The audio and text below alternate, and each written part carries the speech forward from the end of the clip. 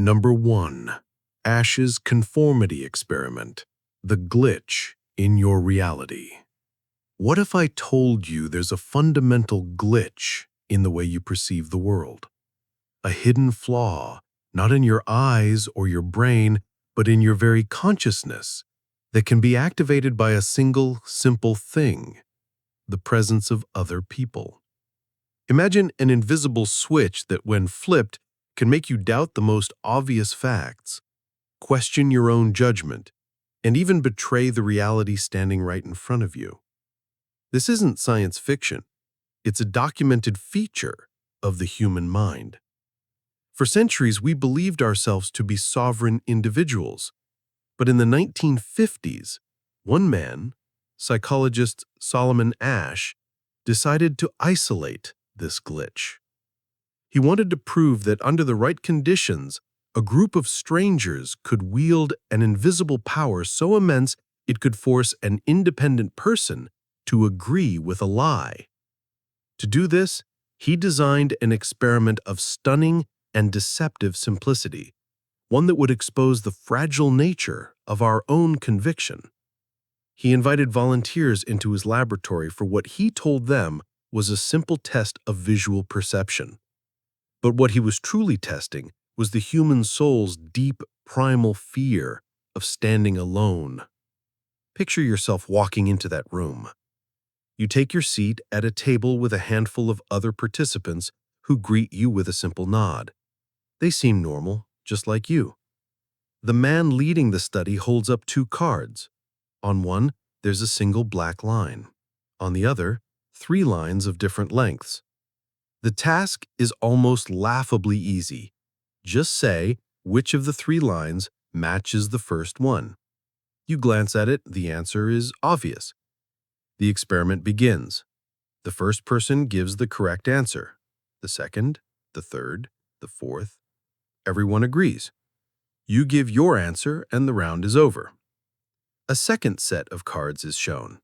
Again, the answer is crystal clear, and again the group is in perfect, correct unison. You start to settle in, perhaps a little bored. This is easier than you thought. But then, on the third trial, the experiment truly begins. The researcher reveals a new set of cards, and the answer is just as obvious as before. But this time, the first person to speak leans forward, squints, and names the wrong line. A mistake, you think. But then the second person calmly agrees with the first, and the third, and the fourth. A wave of confusion washes over you. One by one, every single person at the table confidently states an answer that your eyes are screaming is false. The room is silent, and now it's your turn. In that single, deafening moment of silence, a war is waged inside your head. On one side is the undeniable objective truth reported by your own senses. On the other is the immense crushing weight of a unanimous social reality. Every fiber of your being knows the correct answer, but to say it would be to declare that everyone else is wrong. It would make you the outlier, the dissenter, the single jarring note in an otherwise harmonious chorus. The pressure is palpable. Do you stand by the truth and accept the discomfort of isolation? Or do you ignore what you know to be true and join the group in their shared delusion? This was the dilemma Asch presented, and his findings were a bombshell. He discovered that a staggering 75% of participants buckled, conforming to the group's incorrect answer at least once. They chose to state a lie rather than stand alone. Some later admitted they did it to avoid ridicule, a force called normative influence. But others reported something far chilling. They said that the unwavering confidence of the group made them genuinely believe their own perception was flawed. Power known as informational influence. Asch had found the switch. He proved that our need for belonging is so deeply embedded in our operating system that it can overwrite our perception of reality itself. He had uncovered the first and perhaps most fundamental law of group dynamics. But what he had really found was the tip of a terrifying iceberg. He had shown that a group could make you tell a harmless lie about a line on a card. This discovery, as profound as it was only a key that unlocks a much darker room in the mansion of human nature. Lying about a line is one thing, a fascinating party trick of the mind. But what happens when this exact same mental glitch, this same terrifying power of the group to override individual judgment, is faced not with a line, but with a life? What happens when it's not a lie you are asked to tell, but an action you are commanded not to take, even when every moral instinct you have is screaming at you to intervene? The next story in our journey doesn't take place in the sterile safety of a lab. It takes place on a dark city street, and it revealed a truth about our behavior in groups so disturbing it would force the world to confront the silent accomplice that lives within us all. Number 2. The Bystander Effect. The paralysis of the crowd. That final, haunting question left by the Asch experiment. What happens when the pressure is not to lie, but to act? Found its tragic answer not in a lab, but on the cold, dark pavement of a New York City street in 1964. The story is now infamous, a chilling piece of modern folklore. A young woman named Kitty Genovese was attacked near her home. Her attacker was not silent, and neither was she. Her desperate screams for help tore through the night, echoing off the apartment buildings for over 30 minutes. The police blotter would later show that dozens of ordinary people heard her. They were woken from their sleep. They peered from behind their curtains. They saw shadows of a struggle.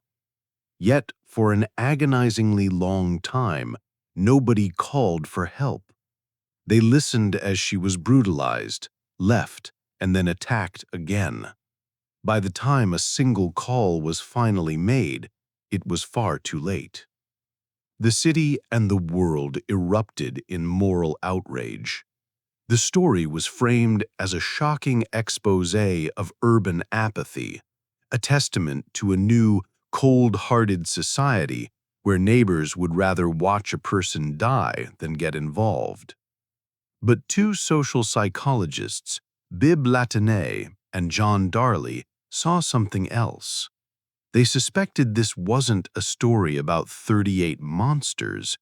It was a story about a terrifying glitch in human psychology that affects us all. They proposed a radical theory that defied common sense.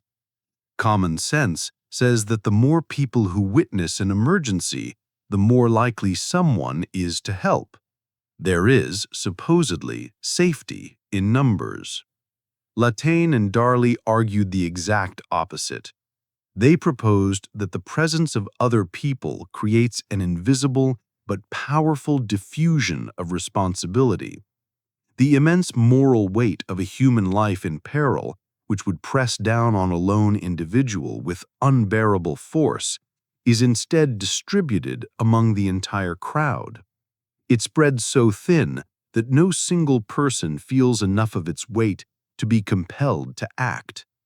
Each witness assumes someone else will make the call, someone else will intervene, someone else is more qualified or less afraid. This assumption is magnified by another phenomenon, our tendency to look to others for cues on how to react. When we see an ambiguous situation, we scan the faces of those around us. If they appear calm, we conclude the situation must not be an emergency. But what the witnesses in the Kitty Genovese case didn't know was that everyone else was doing the exact same thing. They were all looking at each other's inaction and interpreting it as a sign that everything was fine, creating a state of collective delusion known as pluralistic ignorance. Each person's private alarm was silenced by the group's public calm. They had become a crowd of paralyzed onlookers, each trapped by the presence of the others.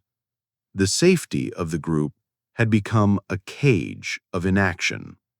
Latané and Darley had given this terrifying phenomenon a name, the Bystander Effect. They had redefined a story of moral failure into one of psychological failure. But a theory born from such a tragedy, no matter how compelling, wasn't enough. They needed to prove it.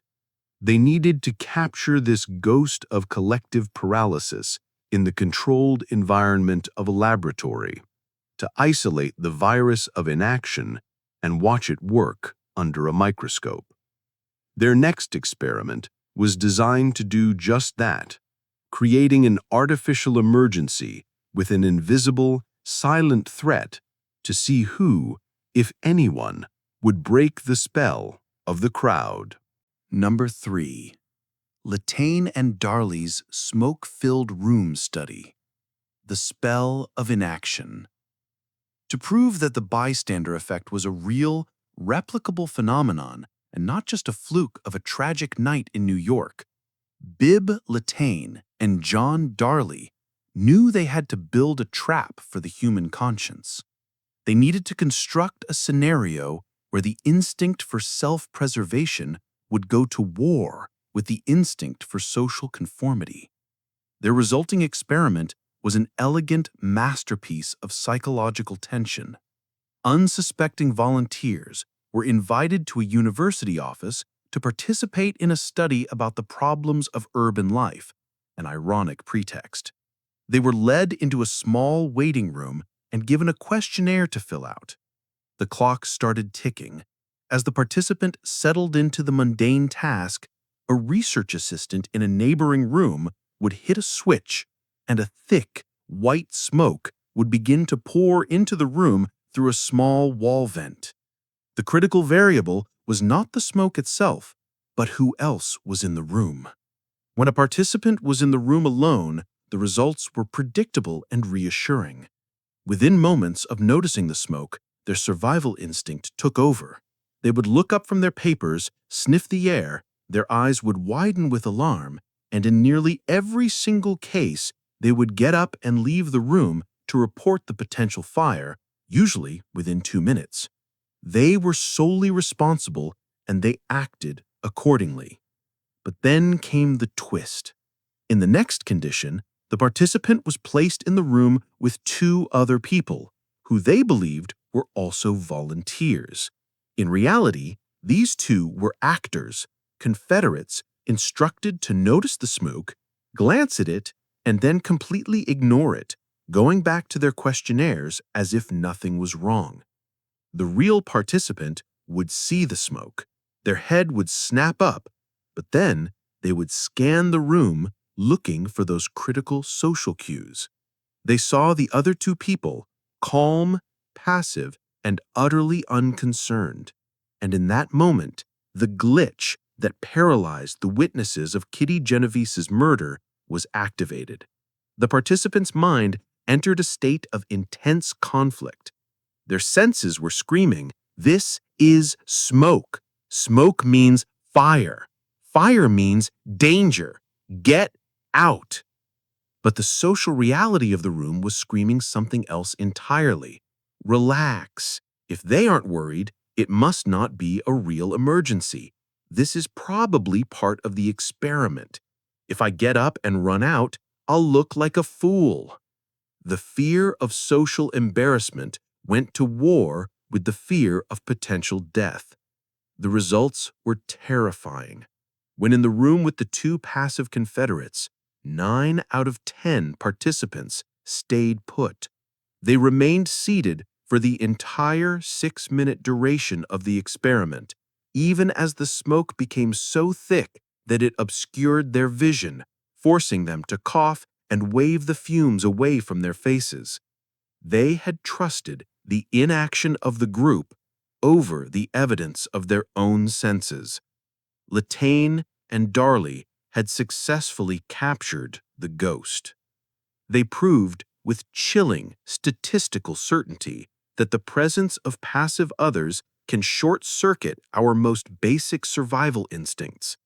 We are so profoundly wired to seek social consensus that we will sit in a room filling with smoke, reasoning that it's better to risk incineration than to risk looking foolish. The study provided the undeniable clinical proof for the bystander effect, but it also opened a door to an even more perplexing question. We've now seen how a group can make us dangerously passive, but can it also do the exact opposite? Can the presence of others flip a different switch in our brain, one that doesn't just make us ignore danger, but makes us actively, recklessly seek it out? The next discovery on our journey reveals how the very same social force can turn us from cautious individuals into adrenaline-fueled gamblers. Number 4. Group influence on risk perception, the thrill of the crowd. We have now established a disturbing pattern. The presence of others can paralyze us, making us deny reality and ignore danger. It seems the group acts as a powerful brake on individual action. But what if the group could also be an accelerator? What if, under different circumstances, the exact same social forces could push us to take wild chances we would never dream of taking alone? This question led researchers to explore the phenomenon of the risky shift. For a long time, the conventional wisdom was that groups are inherently cautious.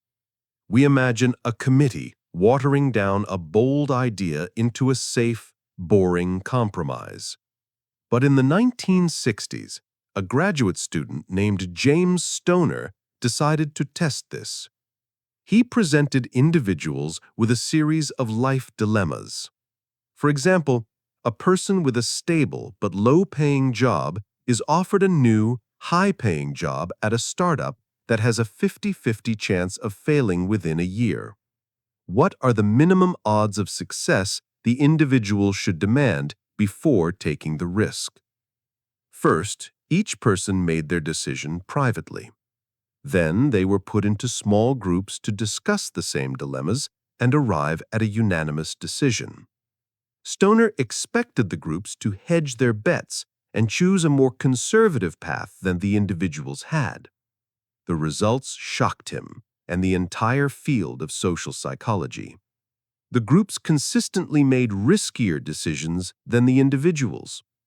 If an individual privately said the startup needed a 7 in 10 chance of success, the group would often agree on a 5 in 10 or even a 3 in 10 chance. It was a complete reversal of what everyone expected. They called it the risky shift, and it revealed that the group can act as a powerful engine for recklessness. But why? Psychologists have identified several converging factors. Firstly, there's our old friend, diffusion of responsibility. Just as responsibility for inaction is shared in a bystander scenario, so too is the responsibility for a bad outcome. If a lone individual makes a risky decision that fails, the blame is all theirs. But if a group makes a risky decision that fails, the blame is spread thinly across all members, softening the blow for any one person. It's easier to be wrong together. Secondly, social comparison rears its head. In many Western cultures, taking a calculated risk is seen as a positive, admirable trait. In a group discussion, individuals want to be seen as at least as willing to take a chance as their peers. This creates a subtle social competition where one person says, "I think a 60% chance is good enough," and another, wanting to appear a bit bolder, counters with, "I'd be comfortable with 50%. This dynamic gradually pushes the entire group's consensus toward the riskier end of the spectrum. Finally, there is simple familiarization. The more a group discusses a risky option, the more comfortable and less daunting it becomes. The conversation normalizes the risk, stripping away its initial shock value. We see this phenomenon everywhere, from corporate boardrooms making high-stakes financial gambles they would never make individually, to a group of friends goading each other into a reckless stunt. The group creates a psychological bubble of perceived safety, a shared illusion that makes dangerous propositions seem thrillingly viable. The very same social machinery that can paralyze us in a room full of smoke can, in a different context, convince us to jump out of a perfectly good airplane. So a group can distort our judgment, making us passive when we should be active and reckless when we should be cautious. But what about our fundamental abilities? What about our performance on a simple task? Can the mere presence of an audience make us better at what we do, or does it doom us to fail? The answer, surprisingly, is both. And the next discovery reveals the simple, elegant switch that determines whether a crowd will make you a star or a stumblebum. Number 5. Social facilitation and performance. The pressure of the audience. The mystery of how an audience affects us is one of the oldest questions in social psychology. The investigation began not in a lab, but on a bicycle track. In the 1890s, a psychologist named Norman Triplett, a passionate cycling fan, noticed a curious pattern. Riders consistently posted faster times when they were racing against other cyclists than when they were racing alone against the clock. He sensed a psychological principle at work. To test it, he brought children into his laboratory and had them perform a simple task, turning a fishing reel as fast as they could. Sometimes they did it alone, and sometimes they did it in pairs, side by side. The results confirmed his hunch. The children consistently reeled in the line faster when in the presence of another child doing the same thing. Triplett called this phenomenon social facilitation, the tendency for the presence of others to enhance performance. It seems simple enough. People try harder when they're being watched or are in competition. But as other researchers tried to replicate and expand on this idea, the picture grew messy. Sometimes, the presence of others improved performance, as Triplett had found. But other times, it had the exact opposite effect, causing people to perform worse than they did alone. An audience that helped a person solve simple math problems would cause them to stumble when trying to learn a complex maze. The field was baffled. For decades, the results were contradictory and confusing. It seemed the audience effect was real, but maddeningly unpredictable. The puzzle remained unsolved until the 1960s, when a psychologist named Robert Ziontz proposed a brilliantly elegant solution that unified all the conflicting findings. Ziontz argued that the presence of others doesn't directly enhance or hinder performance. Instead, it does one simple, universal thing. It increases our level of physiological arousal. Your heart beats a little faster. Your palms might get a little sweaty. You become more alert and energized simply because other people are there. What this arousal does, Ziontz theorized, is enhance our dominant response.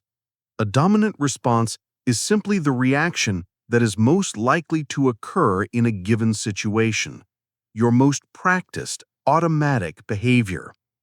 Herein lies the key. If the task is easy or something you have practiced 1,000 times, your dominant response is to perform it correctly. For a professional basketball player, the dominant response for a free throw is for the ball to swish through the net. The arousal from the roaring crowd enhances this dominant response, making them even more focused and precise. They experience social facilitation. However, if the task is difficult or new, your dominant response is to make mistakes. For a student giving a presentation for the first time, the dominant response is to get nervous, forget their lines, and stumble over their words. The arousal from the audience enhances this response, leading to a catastrophic failure. They experience social inhibition. This single powerful theory explained everything.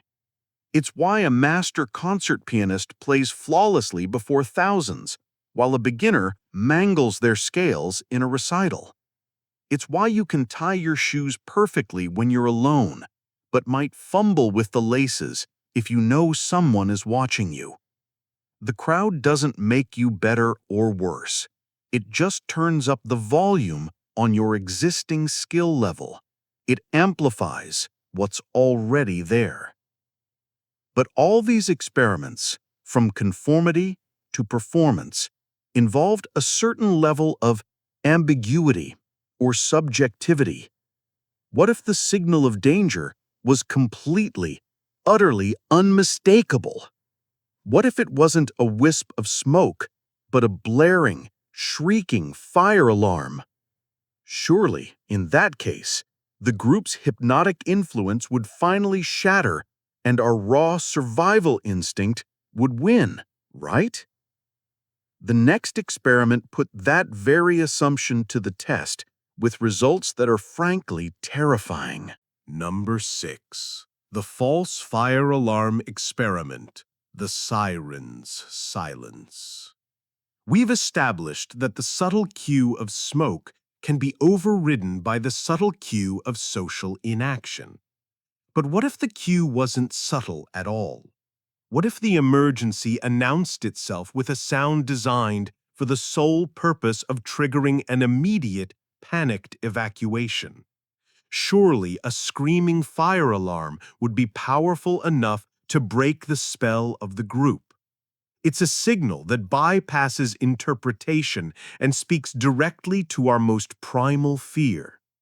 This was the assumption that researchers wanted to test, pushing the logic of the smoke-filled room to its absolute limit. The setup was similar. Unsuspecting participants were brought into a room, often designed to look like an office or a classroom, to work on a task. They were either alone or in the presence of a group of passive confederates. At a random moment, the experimenters would flip a switch, and the room would be filled with the loud, piercing, intermittent shriek of a fire alarm. It was impossible to ignore, a universally understood sound of urgent danger. For the participants who were alone in the room, their reaction was swift and decisive. The moment the alarm sounded, their heads would snap up. Their nervous system would flood with adrenaline. Their eyes would dart around the room, looking for the source of the sound, the exits, any sign of fire. Within seconds, they would gather their things and leave the room to find safety. Their behavior was a perfect illustration of a functioning survival instinct. The signal was received, the threat was assessed, and the correct action was taken. But when the same alarm blared in the room with a group of passive actors, something deeply unsettling occurred. The real participant would have the same initial jolt of panic. Their head would snap up, their heart would race, but then they would commit a fatal act. They would look at the others. They would see the Confederates glance up at the source of the deafening noise, perhaps with a look of mild annoyance, and then impossibly turn their attention back to the paperwork on their desks. They communicated a powerful nonverbal message. This noise is not a threat. The participant was now trapped in a psychological paradox. Their ears and their lifetime of conditioning were screaming, "Get out, you are in danger." But the collective behavior of the group was calmly whispering, "Everything is fine. Don't overreact."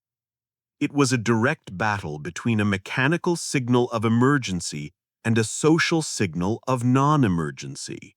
And in a terrifying number of cases, the social signal won. The participants would remain in their seats, squirming with anxiety. They would look back and forth between the blaring alarm on the wall and the calm faces of their peers. They would try to continue working, their hands trembling, unable to focus through the deafening noise. They chose to endure the ear-splitting siren and the possibility of a real fire over the social risk of being the only one to panic. They had concluded that it was better to potentially die with the group than to be embarrassed alone. This experiment is a stark and horrifying demonstration of our reliance on social proof. Our trust in the collective's interpretation of reality is so absolute that we will allow it to override even the most explicit warnings of danger. We are so terrified of social miscalculation that we are willing to risk ultimate physical calculation. This fear of standing apart from the group, of being the dissenter, has profound consequences. It not only paralyzes our actions, but it can also systematically warp our beliefs. What happens when a group isn't just sitting passively, but is actively discussing an issue?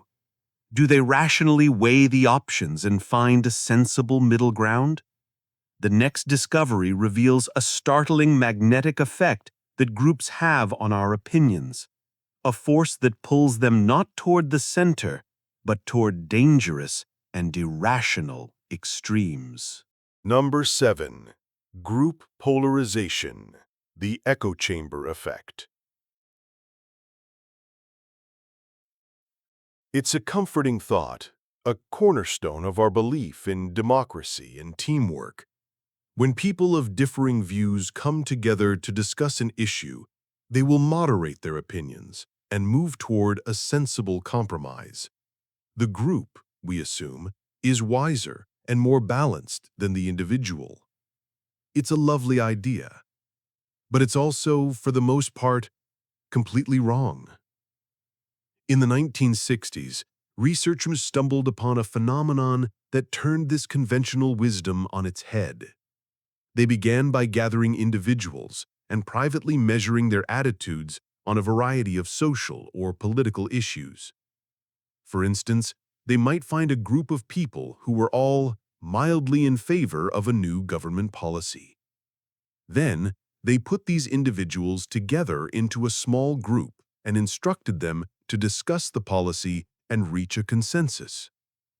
The logical prediction was that the group's final decision would represent the average of their initial opinions, a safe middle ground. What they found was exactly the opposite. After the discussion, the group members hadn't moderated their views at all. Instead, their opinions had become significantly more extreme in the direction of their original leaning. The people who were mildly in favor of the policy were now passionately, militantly in favor of it. The same phenomenon, which they named group polarization, was observed with groups that held initially negative views. After discussion, they became vehemently opposed.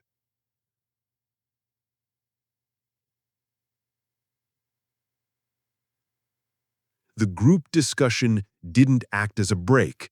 It acted as an amplifier, pushing everyone further out to the ideological edge. So why does this happen?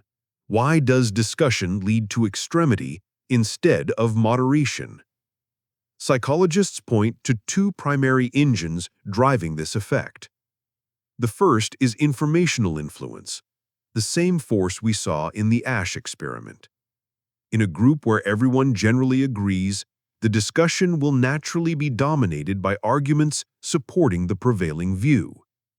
Each person is exposed to new reasons and justifications for their belief that they hadn't considered before. Someone might say, "I support this policy because of X," and another will add, "That's a great point, and it also achieves Y, which is important." This flood of one-sided information strengthens each individual's conviction, making them more confident and thus more extreme in their view. The second engine is normative influence, or social comparison. We all want to be perceived favorably by the groups we belong to. In a group discussion, we quickly sense the prevailing opinion. To present ourselves as a good and committed member of the group, we tend to express an opinion that is a little more extreme than what we perceive the group average to be. It's a subtle form of social posturing. If the group leans right, we want to be seen as a solid conservative. If it leans left, we want to show our progressive credentials. When everyone in the group is doing this, it creates a feedback loop that pushes the entire group dynamic further and further toward the extreme.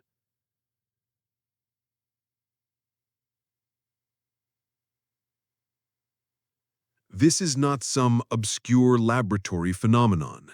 Group polarization is one of the most powerful and dangerous forces in modern society. It is the engine behind political echo chambers and social media bubbles.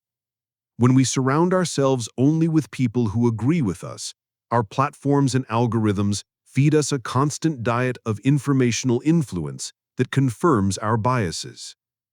We engage in social comparison with our ideological peers, pushing each other to adopt more and more extreme stances to prove our loyalty to the cause. The result is a society that isn't moving toward a middle ground, but is being torn apart at the poles, making dialogue and compromise seem impossible. Polarization shows how a group can warp our thoughts into more extreme versions of themselves.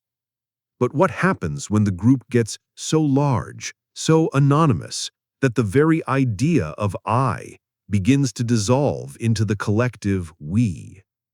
What happens when you are no longer a person, but just a face in the crowd, a mask in the mob?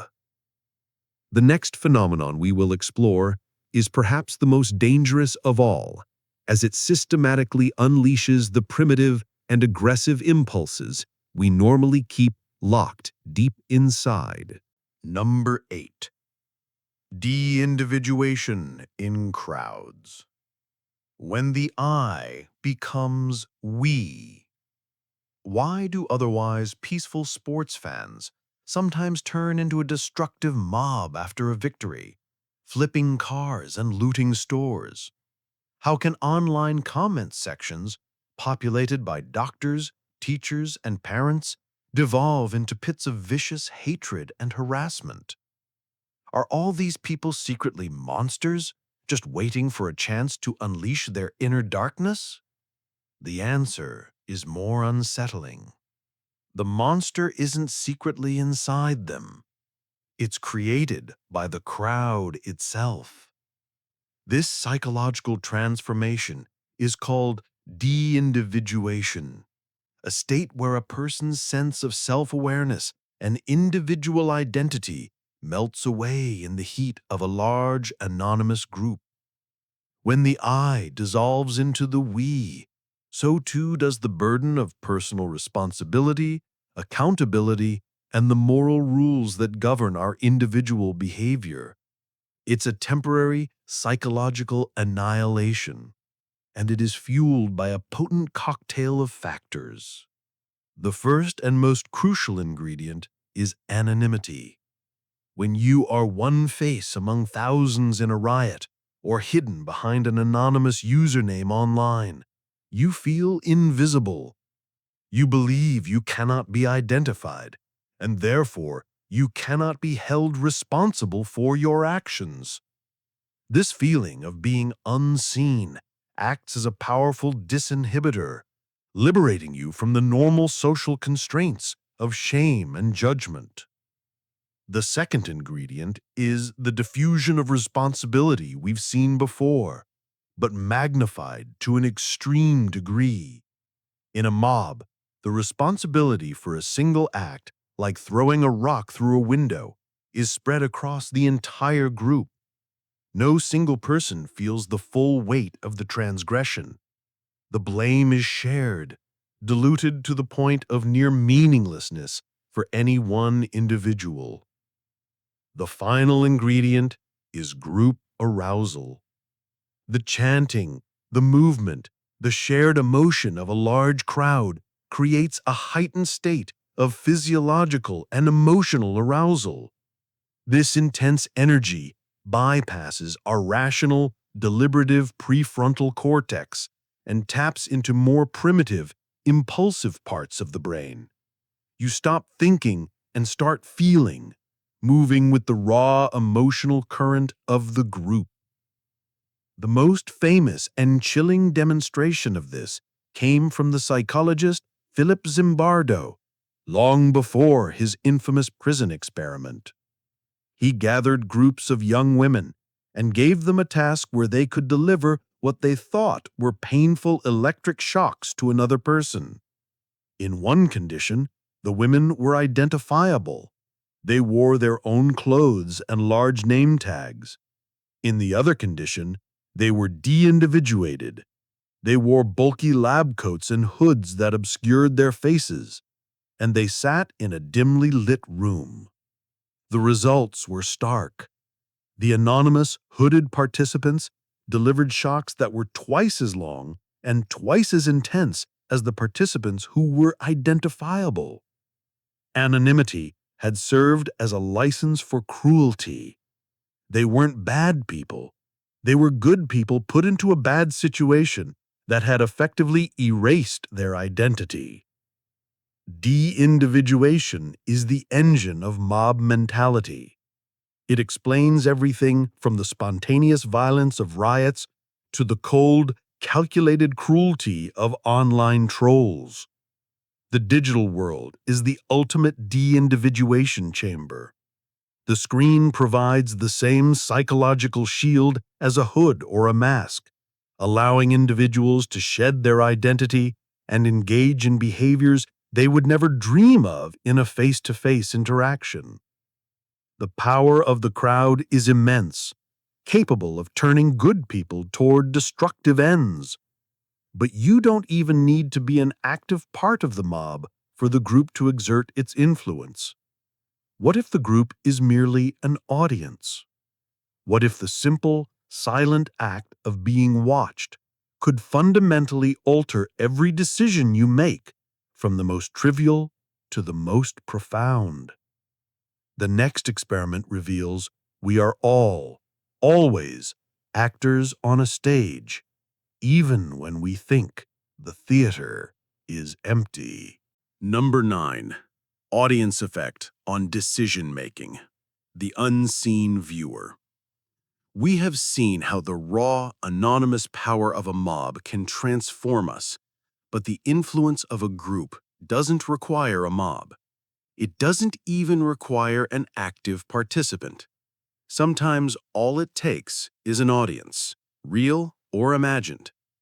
We have a fundamental, near constant awareness of being watched, and this awareness profoundly shapes the decisions we make every single moment of our lives. This is subtly different from the concept of social facilitation, which focuses on how an audience affects our performance on physical or mental tasks. The audience effect in this context is about how being observed changes the very character and quality of our choices, our judgments, and our moral calculations. One of the most elegant illustrations of this is the watching eyes experiment. In numerous studies, researchers have set up unmanned honesty boxes in places like office break rooms, asking people to pay for coffee or tea. When the box was simply left on its own, a certain amount of money was collected. However, when a simple poster was placed above the box, featuring a picture of a pair of human eyes, The amount of money collected tripled. The image of flowers placed there as a control had no effect.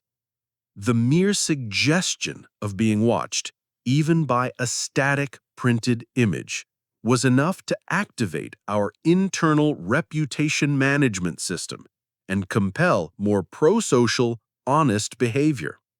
The unseen viewer made people more ethical.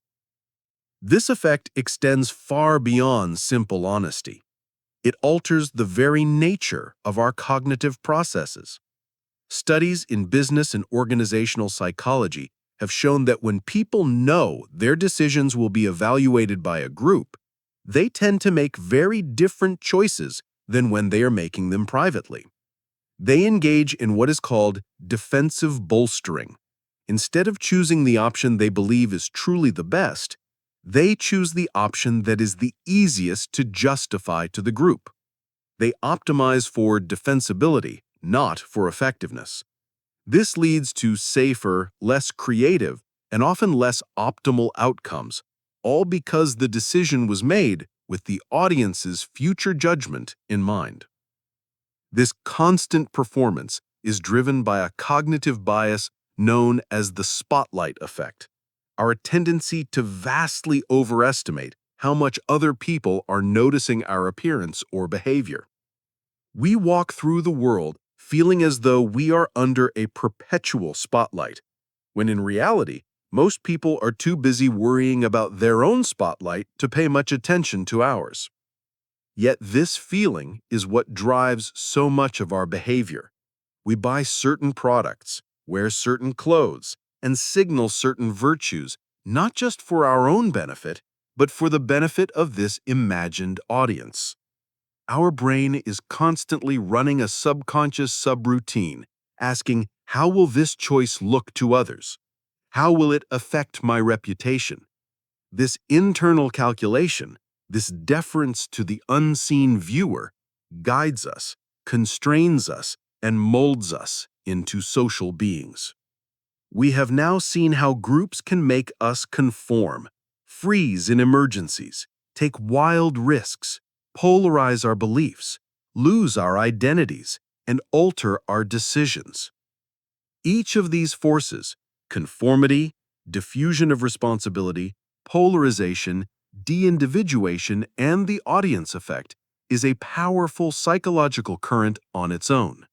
But what happens when they all converge at once? What happens when a tight-knit, insulated group of highly intelligent people, all facing immense pressure, begin to reinforce each other's worst instincts? The result is a psychological perfect storm, a terrifying vortex of flawed reasoning so powerful it has been implicated in some of the greatest man-made disasters in modern history. It has a name, and it is our final and most critical stop on this part of our journey into the group mind. Number 10. Groupthink, the path to disaster.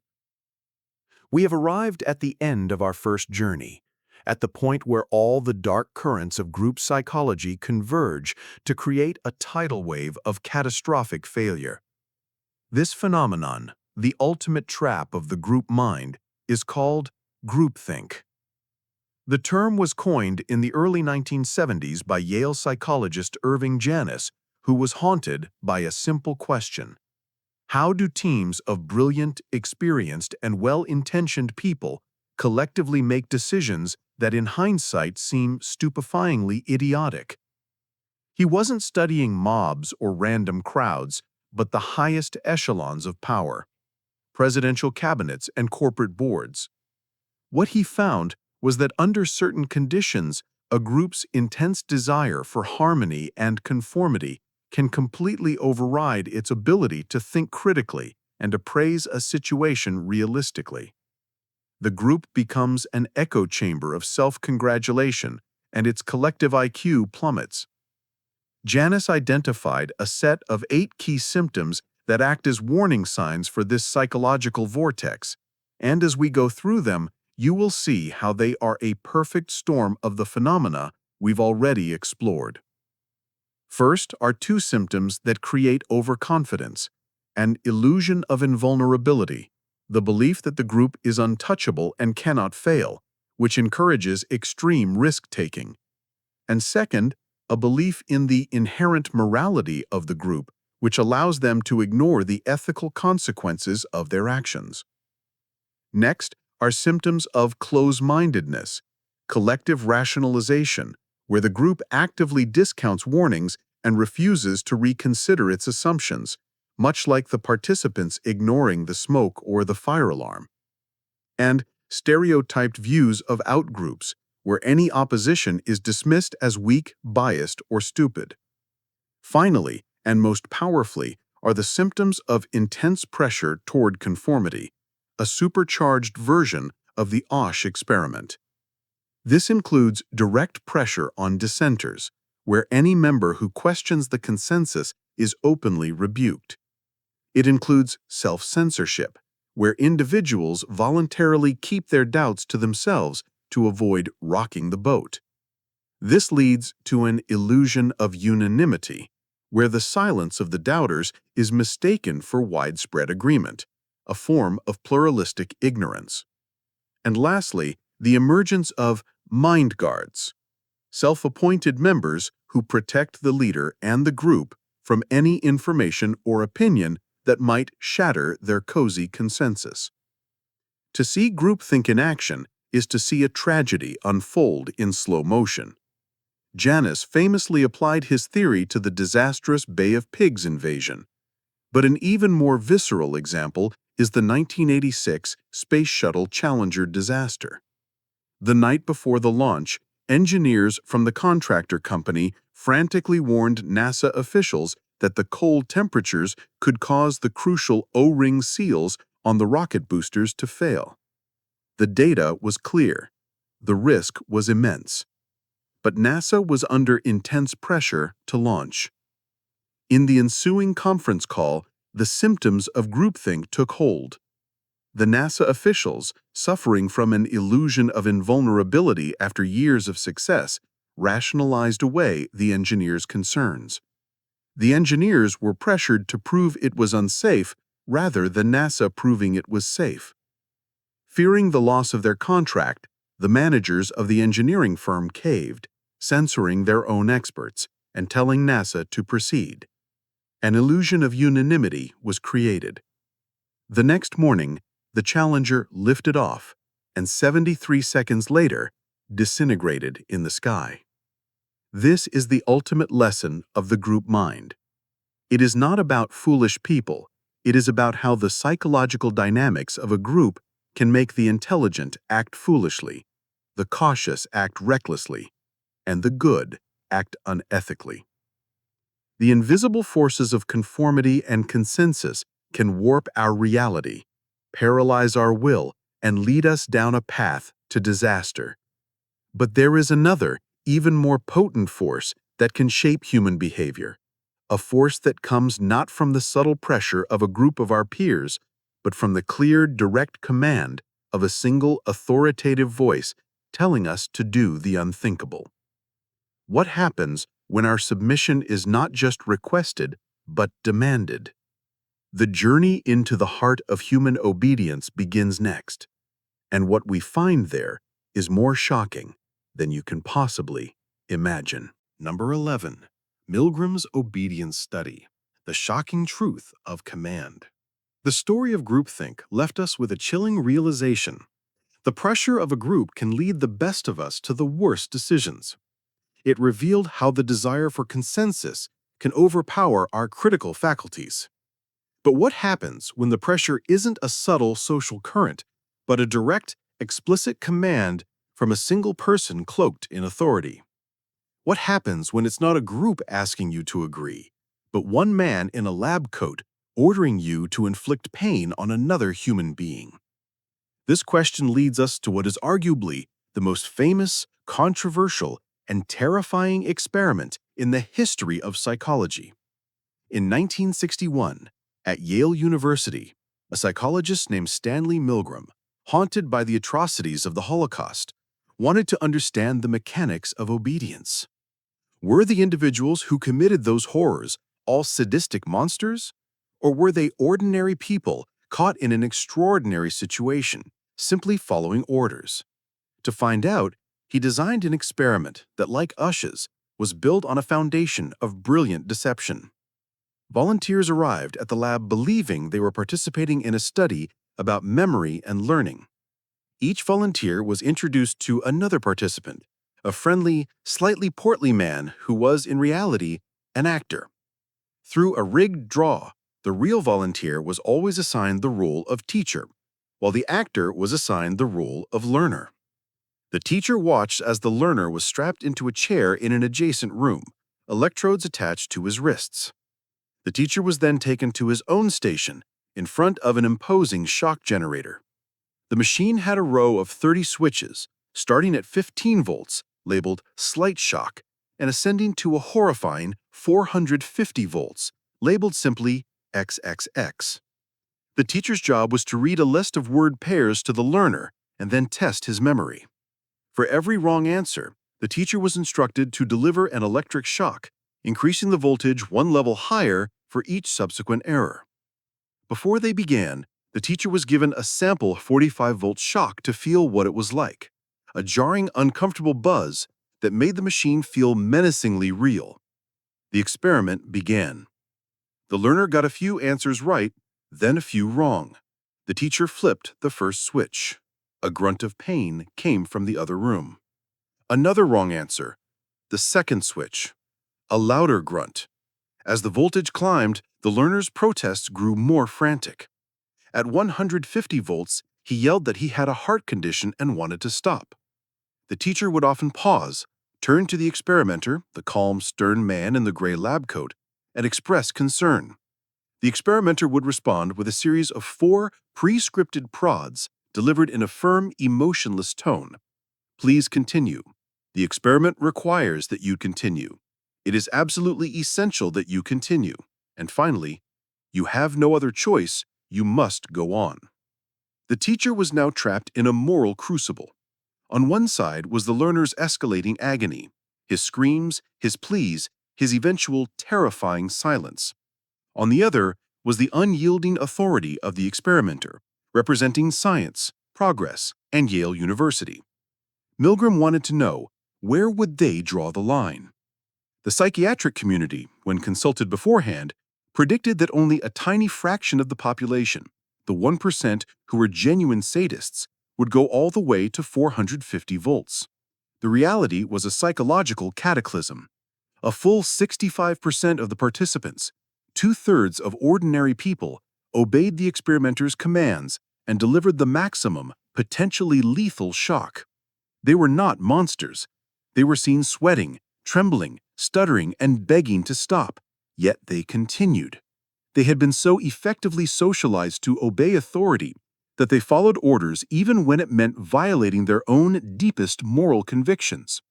Milgram had uncovered a terrifying truth. The capacity for cruelty is not confined to a few bad apples.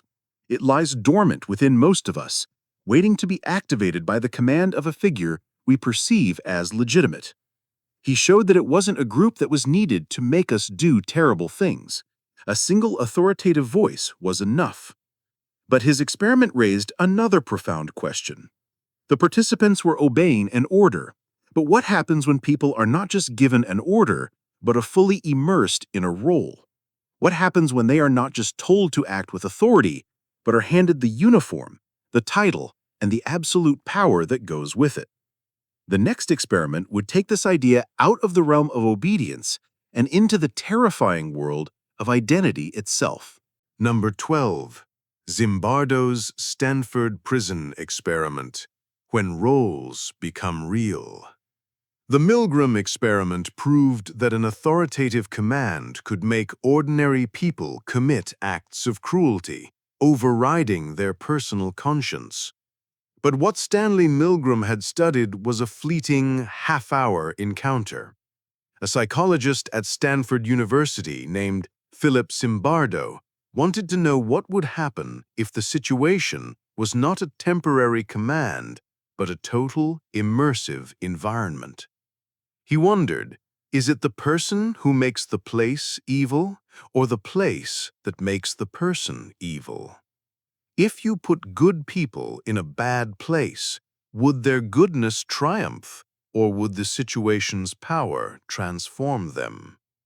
In the summer of 1971, Zimbardo set out to answer this with an experiment so powerful and ethically fraught that it would become legendary. He built a simulated prison in the basement of the Stanford Psychology Building. He then recruited a group of healthy, psychologically stable male college students who were randomly assigned to one of two roles, prisoner or guard. The prisoners were unexpectedly arrested at their homes by real Palo Alto police officers charged with a felony, booked, fingerprinted, and transported to the mock prison. There they were stripped, deloused, and made to wear a humiliating smock with no underwear, a chain on one ankle, and a stocking cap to simulate a shaved head. They were no longer individuals with names. They were prisoners with numbers. The guards were given khaki uniforms, reflective sunglasses that prevented any eye contact, and a wooden baton as a symbol of their power. They were not given specific instructions on how to maintain order, only that they were forbidden from using physical violence. They were, in effect, given total control over the lives of the prisoners for the 2 weeks the experiment was scheduled to run. What happened next was a terrifyingly rapid descent into tyranny and despair. The guards, ordinary college students just days before, began to embrace their new roles with a disturbing enthusiasm. They quickly established a regime of psychological control and humiliation. They conducted endless, pointless counts of the prisoners, often in the middle of the night, to assert their dominance. They used push-ups as a common form of punishment for minor infractions. They manipulated the prisoners with a system of privileges, turning them against each other. They controlled when they could eat, sleep, or even use the toilet, sometimes denying them access to the bucket in their cell. The prisoners, in turn, began to internalize their roles. After an initial rebellion on the second day, which was brutally suppressed by the guards with fire extinguishers, they fell into a state of passivity, helplessness, and depression. They became subservient, losing their sense of personal identity and becoming the numbers on their uniforms. The situation deteriorated so quickly, becoming so psychologically damaging, that Zimbardo was forced to terminate the 2-week experiment after only 6 days. The guards had become sadistic, and the prisoners were showing signs of extreme emotional distress.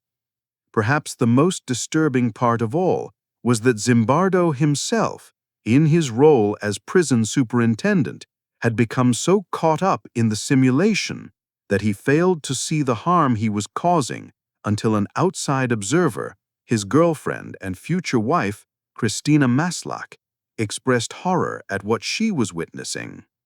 The Stanford prison experiment became a powerful, albeit controversial, symbol of the power of the situation. It demonstrated that the roles we are given, the uniforms we wear, and the power structures we inhabit can be more powerful than our individual personalities, morals, and identities combined. It suggested that evil is not a quality, but a context. But if a fake prison in a university basement can have this effect, what does this say about the real-world institutions we trust every day? What happens when this same blind obedience to a role plays out not with students, but with trained professionals, in a place where the stakes are, quite literally, life and death? The next experiment takes us out of the simulation and into the sterile, quiet hallways of a real hospital. Number 13. Blind obedience in medical settings. The doctor's deadly order. The Stanford prison experiment provided a horrifying look at how quickly a simulated environment of power can corrupt. It demonstrated that when a role is assumed, especially one of authority, it can dramatically alter behavior. But critics could argue that it was merely a simulation, an artificial setup. This raises a crucial question. Does this same deference to authority happen in the real world among trained professionals who should know better? To investigate this, psychiatrist Charles Hoffling designed a field experiment in 1966 that was as brilliant as it was ethically unnerving. His study, often called the Hoffling Hospital Experiment, took place in a real, functioning hospital with real nurses on duty. The experiment was simple.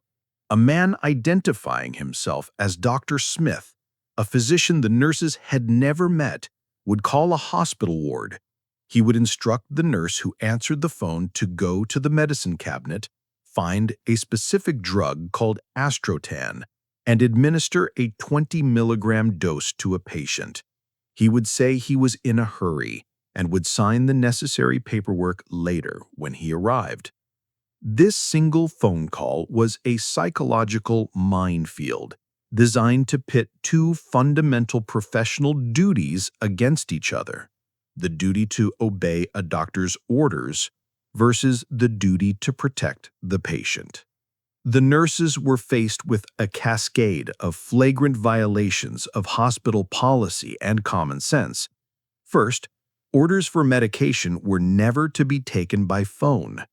Second, the drug astrotan was not on the approved list for the ward. It was a fictional drug the researchers had planted in the cabinet specifically for the experiment. Third, the label on the bottle clearly stated that the maximum daily dose was 10 milligrams, meaning the doctor was ordering a dangerous, flagrant overdose. And finally, the nurse had never met, seen, or spoken to this Dr. Smith before. Every rule in their training, every rational instinct should have screamed at them to refuse. They should have questioned the unknown doctor, checked the dosage, noted that the drug was unauthorized, and refused to administer the medication. Hoffling and his team surveyed a group of nurses beforehand, presenting them with this exact scenario. Overwhelmingly, the nurses insisted they would never comply with such a reckless and unprofessional order. They were confident in their ability to use their professional judgment. But when the phone call actually came, in the middle of a real shift, the power of perceived authority proved to be overwhelming. Out of 22 nurses who received the call from Dr. Smith, a shocking 21 of them immediately went to the medicine cabinet, found the bottle of astrotan, and were on their way to administer the overdose to the patient before being intercepted by the researchers. The mere title of doctor, even from an unfamiliar voice on the phone, was enough to make these trained professionals abandon their critical thinking and their own training. They were not trying to harm the patient. They were trying to be good, efficient nurses by following orders. The experiment was a stunning real-world confirmation of Milgram's findings. It proved that the deference to authority is not just a laboratory curiosity, but a potent, pervasive force in professional settings where it has the most potential to cause harm. The white coat, even an invisible one over a telephone line, held more power than the explicit safety rules designed to protect lives. This begs the question, what is it about that white coat? Is our obedience truly tied to the expertise it represents, or could it be something far more superficial? Is it possible that we obey not the person, but simply the costume they are wearing? The next experiment strips away the expertise to find out. Number 14. The White Coat Experiment, the Power of the Uniform. The Hoffling experiment was a chilling demonstration that the perceived authority of a title like doctor could compel trained professionals to bypass their own judgment. It proved that the white coat holds immense power, even when it's just an idea in someone's head. But this raises a more fundamental question. Is it the expertise we're obeying, or just the uniform itself? Are we wired to respond to the substance of authority, or merely to its symbols? This is the question psychologist Leonard Bickman set out to answer in a series of clever field experiments on the streets of New York City in the 1970s. He wanted to isolate the uniform as a variable, to see if a simple costume, completely detached from any real institutional power, could be enough to command obedience from random strangers. To do this, he had a research assistant dress in 3 different outfits on 3 different days. On the first day, he wore ordinary civilian clothes. On the second, he wore a milkman's uniform. And on the third, he wore the uniform of a security guard. In each condition, he would approach a pedestrian and give them a simple, slightly unusual command. For instance, he would point to a paper bag on the ground and say, "Pick up this bag for me." In another scenario, he would stand next to a man at a bus stop and say to a passerby, "This fellow is overparked at the meter but has no change. Give him a dime." The commands were harmless but assertive, requiring the person to go out of their way to comply with a stranger's demand. The results provided a stark and powerful illustration of the power of a costume. When the researcher was dressed as a civilian, compliance was low. Most people ignored him, walked away, or questioned why he was asking them to do it. When he was dressed as a milkman, compliance was slightly higher, but not by a statistically significant margin. The uniform had some effect, but not a commanding one. But when he wore the security guard uniform, everything changed. Obedience skyrocketed. Nearly 9 out of 10 people complied with his request without question. They would stoop down to pick up the bag or readily hand over a dime for the parking meter. The uniform, a simple costume of authority, had transformed a random man into a figure who had to be obeyed.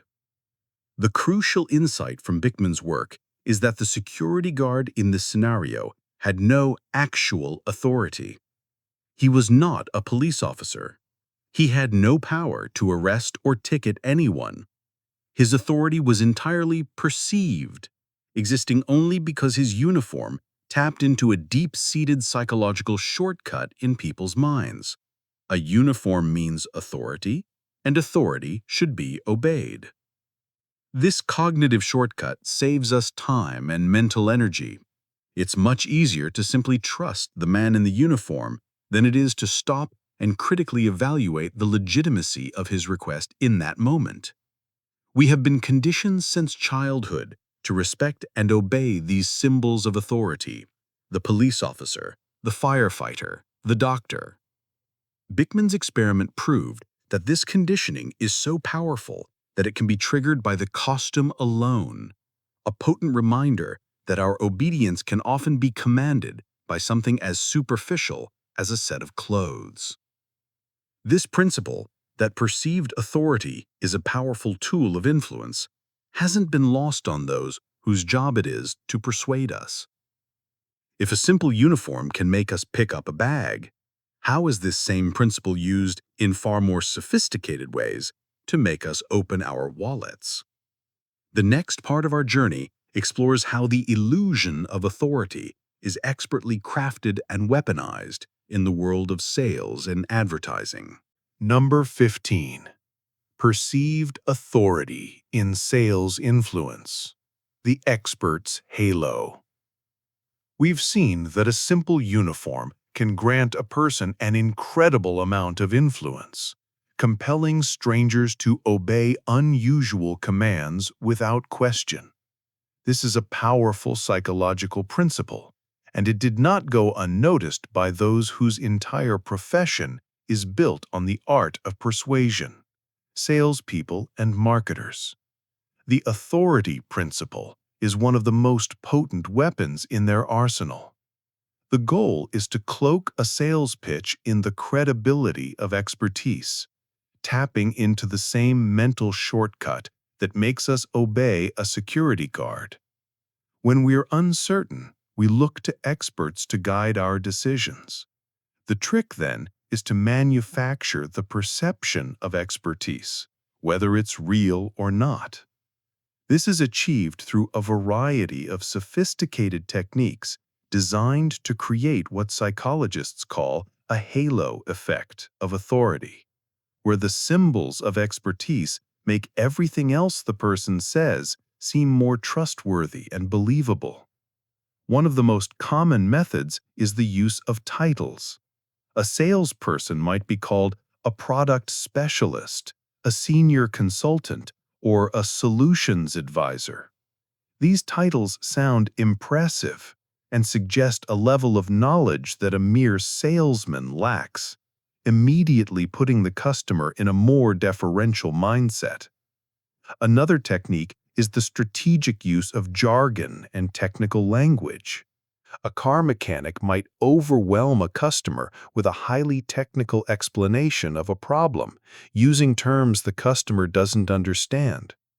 This information asymmetry creates a power imbalance.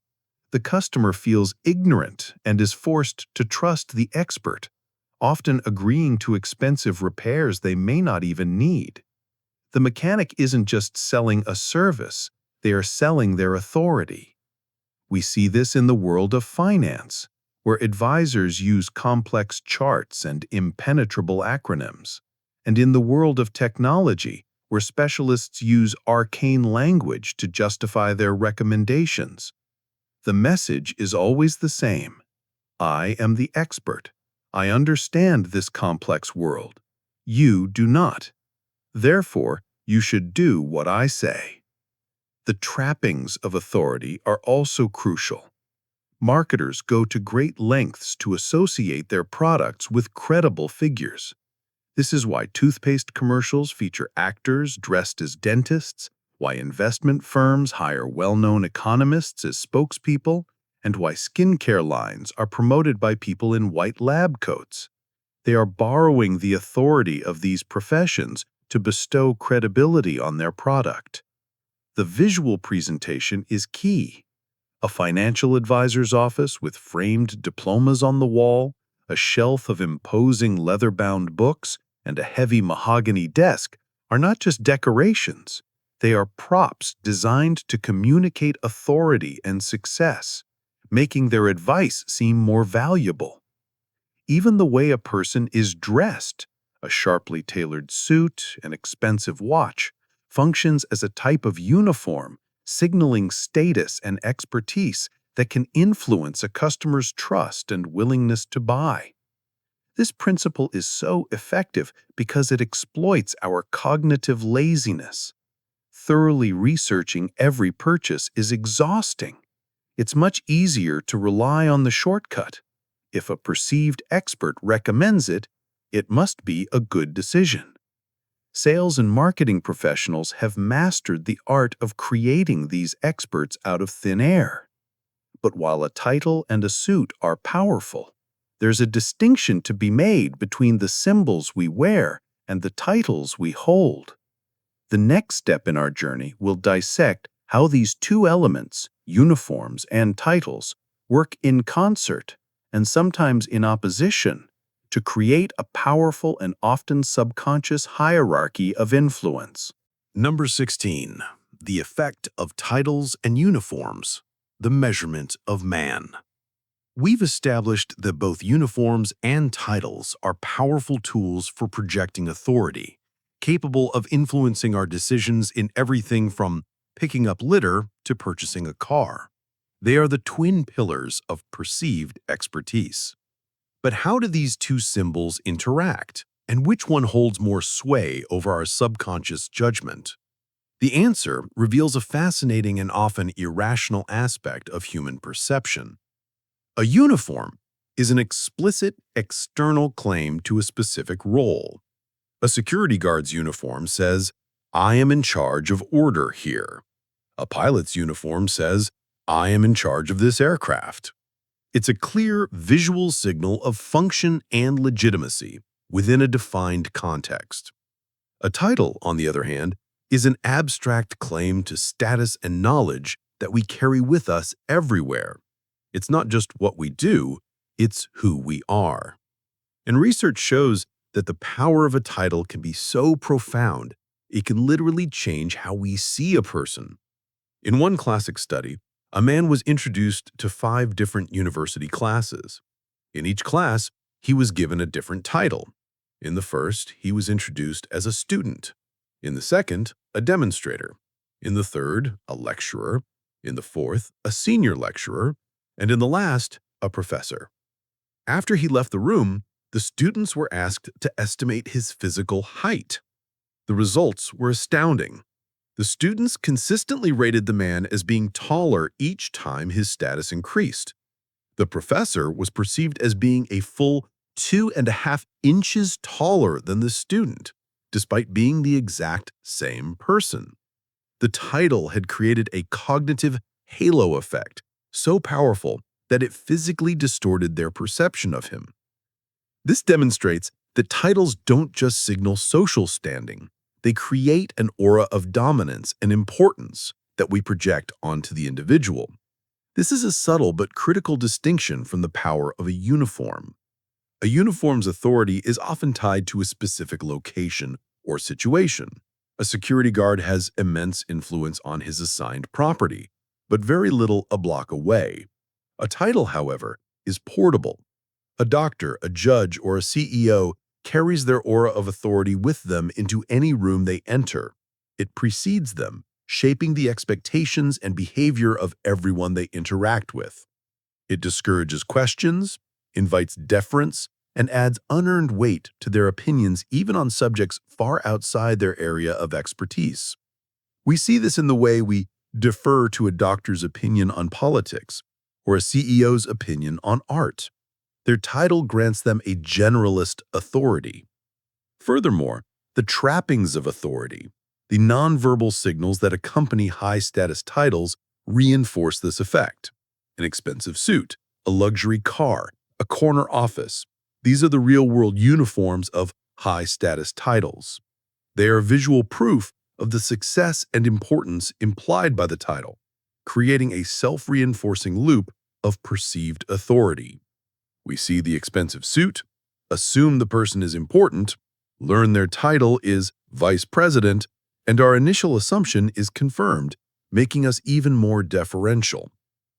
The combination of a title and its associated trappings creates a nearly unbeatable perception of authority, often compelling our obedience before a single word is spoken. This works powerfully in civilian life, shaping our social and commercial interactions. But what happens when these principles are applied in a context that is, by its very nature, designed for absolute, unquestioning obedience? What can we learn about the limits of this power when it's put to the test in the most structured authority system ever devised by humanity, the military? Number 17. Obedience in military simulations. The chain of command. The principles of authority we've explored, the power of uniforms, titles, and perceived expertise, all operate with potent effect in the civilian world. But they are merely echoes of a system where obedience is not just a social nicety, but the absolute organizing principle of existence, the military. Here, the chain of command is sacred, and disobedience is not just frowned upon, it is a catastrophic failure with potentially fatal consequences. The military is, in essence, a real-world laboratory for studying the absolute limits of human obedience. Following the revelations of the Milgram experiments, and the soul-searching that followed real-world atrocities like the My Lai massacre, military psychologists and sociologists became intensely interested in this question. Is there a point where a soldier's personal morality can and should override a direct order from a superior officer? To study this, various military simulations have been designed to place soldiers and officers in ethically fraught situations that test the boundary between duty and conscience. In these training scenarios, a squad might be placed in a simulated village, populated by role players acting as civilians. The commanding officer, as part of the simulation, then gives an order that is deliberately ambiguous or even illegal under the rules of engagement. For example, an order to fire upon unarmed individuals who might be enemy combatants, or to destroy a building that might contain weapons. The soldiers are now caught in a psychological vice, squeezed between two immense pressures. On one side is the entire weight of their military training. From the first day of boot camp, they have been conditioned to obey orders instantly and without question. This conditioning involves a systematic process of de-individuation, where their civilian identity is stripped away and replaced with that of a soldier, a member of a unit. They are taught that hesitation can cost lives, and that the commanding officer has superior knowledge and a better view of the overall strategic picture. Their survival and the survival of their unit depends on this rigid hierarchy. On the other side is their own moral compass, their innate sense of right and wrong, and the formal rules of war they have been taught. The conflict is intense. The results of these simulations, while often classified, have consistently shown a disturbingly high level of compliance with problematic orders. The power of the authority figure, amplified by the immense pressures of the military context, the stress, the us versus them mentality, the desire not to let down one's comrades, often proves to be stronger than individual moral reservations. The simulations demonstrate that it is incredibly difficult for a person embedded in such a powerful authority structure to switch from a mindset of obedience to one of critical defiance, even when faced with a morally questionable command. They revealed that the uniform and title of a commanding officer grant a level of authority that is almost absolute, capable of pushing soldiers to the very edge of their ethical limits, and sometimes beyond. It is a sobering testament to the power of a situation to shape behavior. But it is not just the rank or the uniform that commands this level of obedience. It is also the very way in which the order is delivered. There is a specific quality to the voice of command that can turn a suggestion into an imperative. The next part of our exploration will isolate this subtle but critical factor, the sound of authority itself. Number 18. The authoritative voice experiment, the sound of credibility. We've established that the structure of authority, like the military's chain of command, can compel extreme obedience. But within that structure, what makes a specific command so effective? It's not always just the content of the words or the rank of the person speaking them. Often it's the sound of the voice itself. There is a specific vocal profile associated with power and credibility, a way of speaking that non-verbally communicates, "I am in charge and you should listen to me." This phenomenon, the study of vocal paralanguage, reveals that the tone, pitch, and pace of our speech can be more persuasive than the words themselves. Researchers have conducted numerous experiments to isolate the effect of an authoritative voice. In one condition, the speaker's voice is hesitant, with a higher pitch, a slower pace, and an upward inflection at the end of sentences that make statements sound like questions.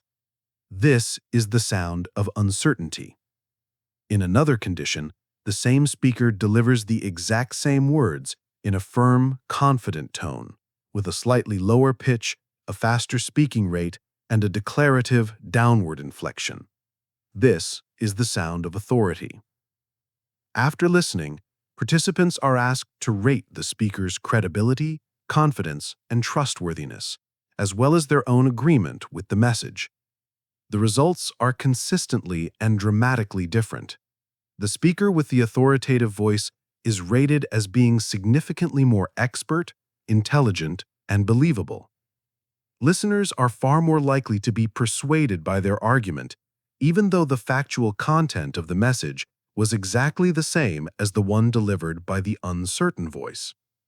This was a critical, though often overlooked, element of the Milgram experiment. The experimenter's calm, steady, unyielding vocal tone was a powerful tool of influence. When the teacher would panic, the experimenter's firm, robotic prods, "The experiment requires that you continue," created a stark contrast between emotional chaos and unwavering certainty. The teacher was drawn to the pole of certainty. This principle is mastered and exploited by the most effective leaders, politicians, and public speakers. They understand that a lower vocal pitch is perceived as more dominant. They know that a steady, fluid pace with minimal ums and ahs signals confidence and mastery of the subject. They consciously use downward inflection to make their statements sound like final, inarguable facts. Think of the quintessential newscaster's voice or the commanding tone of a successful CEO. They are often products of deliberate vocal training designed to project authority. The sound of their voice becomes a cognitive shortcut for the listener. Instead of critically analyzing the content of their message, we are subconsciously swayed by the credibility of the delivery. The authoritative voice acts as a kind of auditory white coat, a symbol of expertise that can make us more deferential and less critical. This vocal power is a key component of obedience. But if the sound of the words holds such sway, what about the words themselves? The next discovery on our journey reveals how the careful choice of language can be used as a moral anesthetic, sanitizing and justifying acts of obedience and making the unthinkable seem merely necessary. Number 19.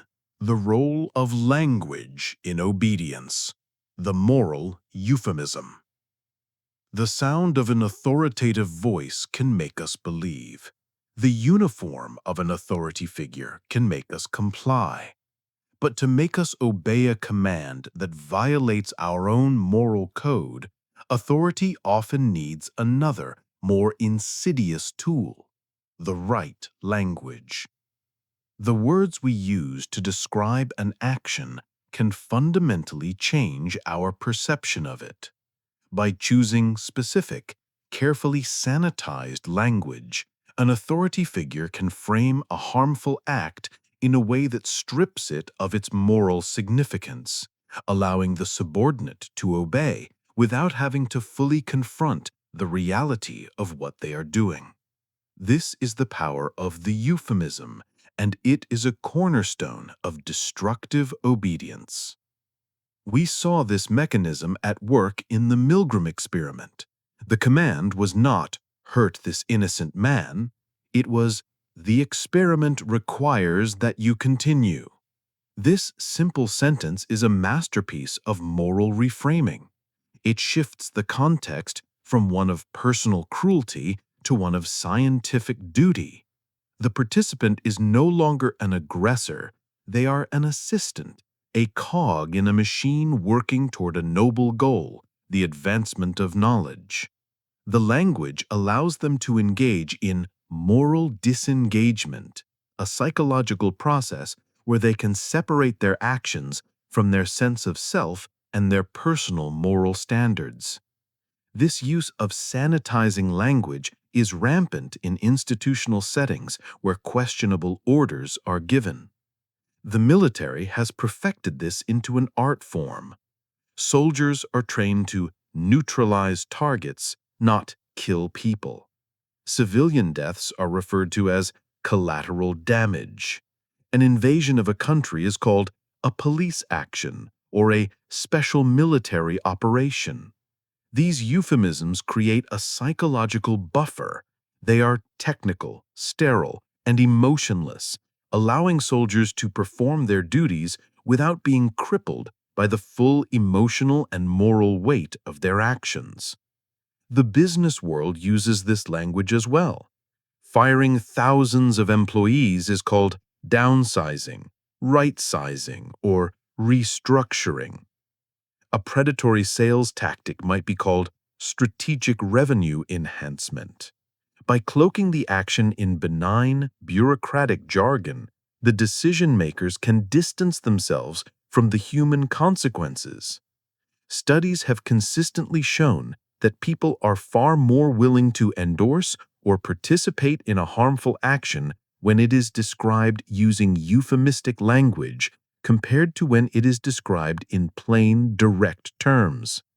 Being asked to let someone go feels vastly different from being asked to fire someone and leave them without an income.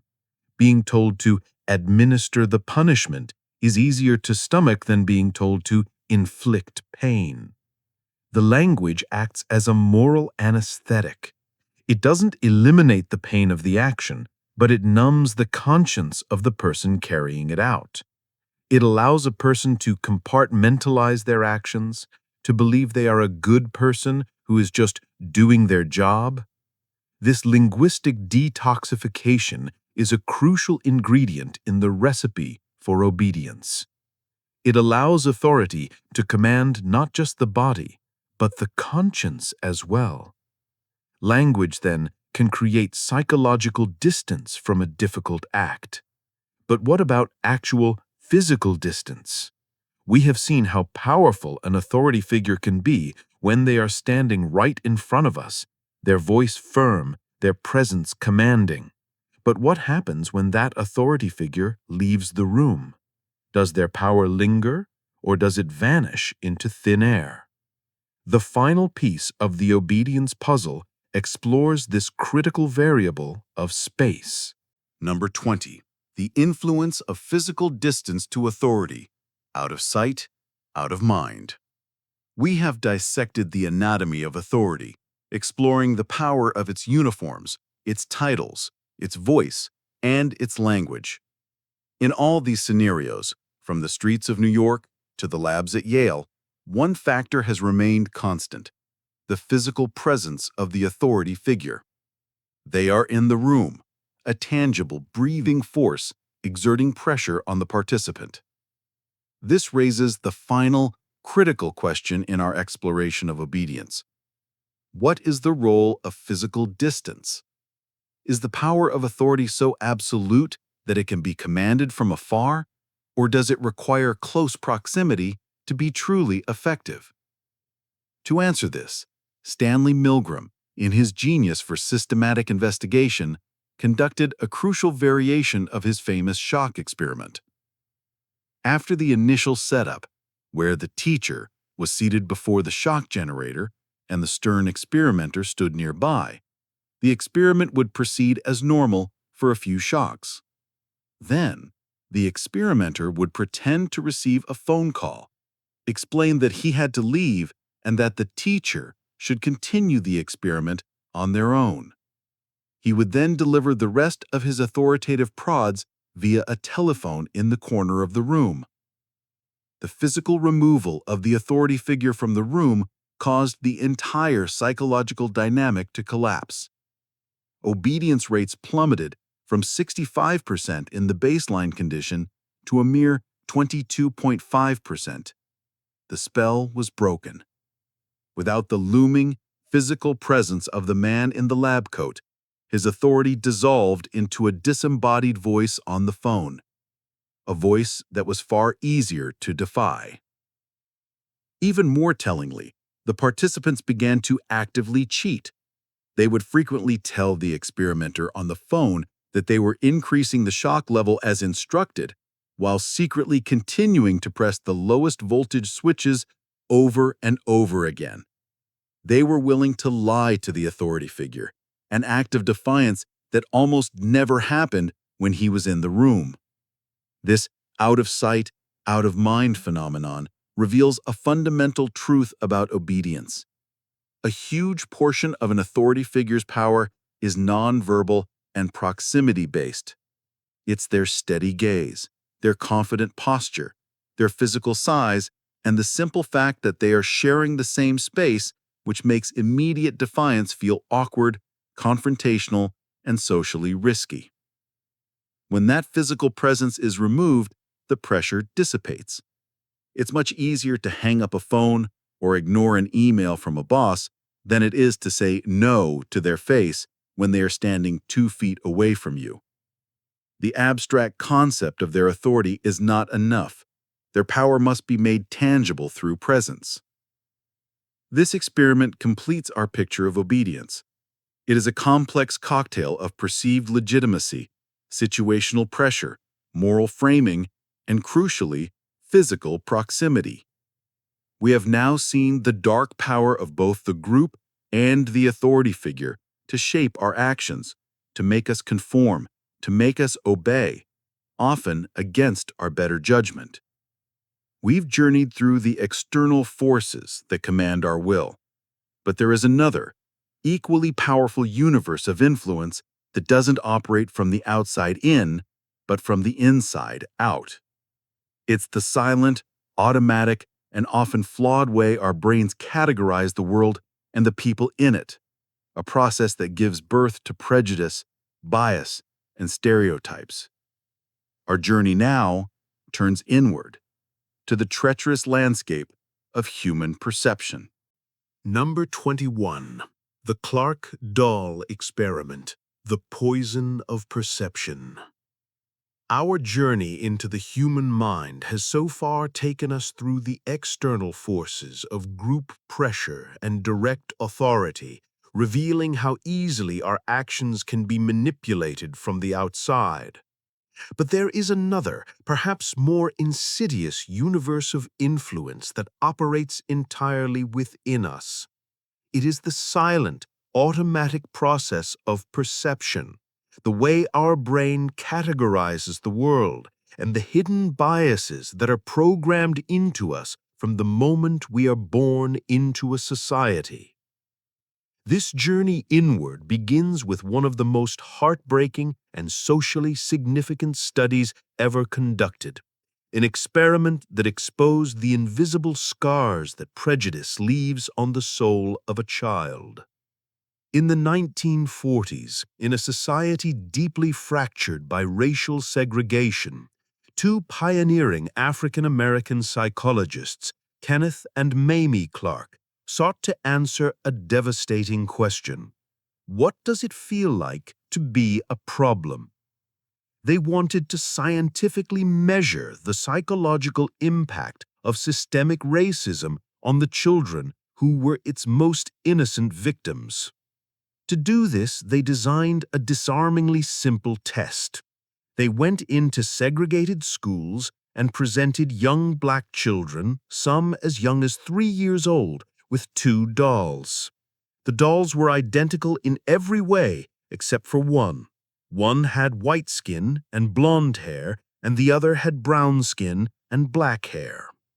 The Clarks then began to ask a series of questions. Show me the doll that you like to play with. Show me the doll that is the nice doll. Show me the doll that is the bad doll. The results were a tragedy in miniature. A majority of the black children attributed the positive characteristics to the white doll. It was the nice doll, the one they wanted to play with. The black doll was consistently identified as the bad doll, the ugly doll. The children were not just reporting a preference, they were reflecting the racial hierarchy of the society around them. They had already learned in their few short years of life which color was valued and which was devalued. But the final question delivered the most gut-wrenching blow. The Clarks asked, "Now show me the doll that looks like you." Many of the children would hesitate. Some would become emotionally distressed, crying or refusing to answer. But many, with tears in their eyes, would point to the brown doll, the same doll they had just finished describing as bad and undesirable. They had internalized the poison of prejudice. They had learned to see themselves through the contemptuous eyes of a segregated world. The Clark doll experiment was more than just a scientific study. It was a profound moral statement. It provided the first hard empirical evidence that segregation inflicted deep and lasting psychological damage on children, wounding their self-esteem and creating a sense of self-hatred.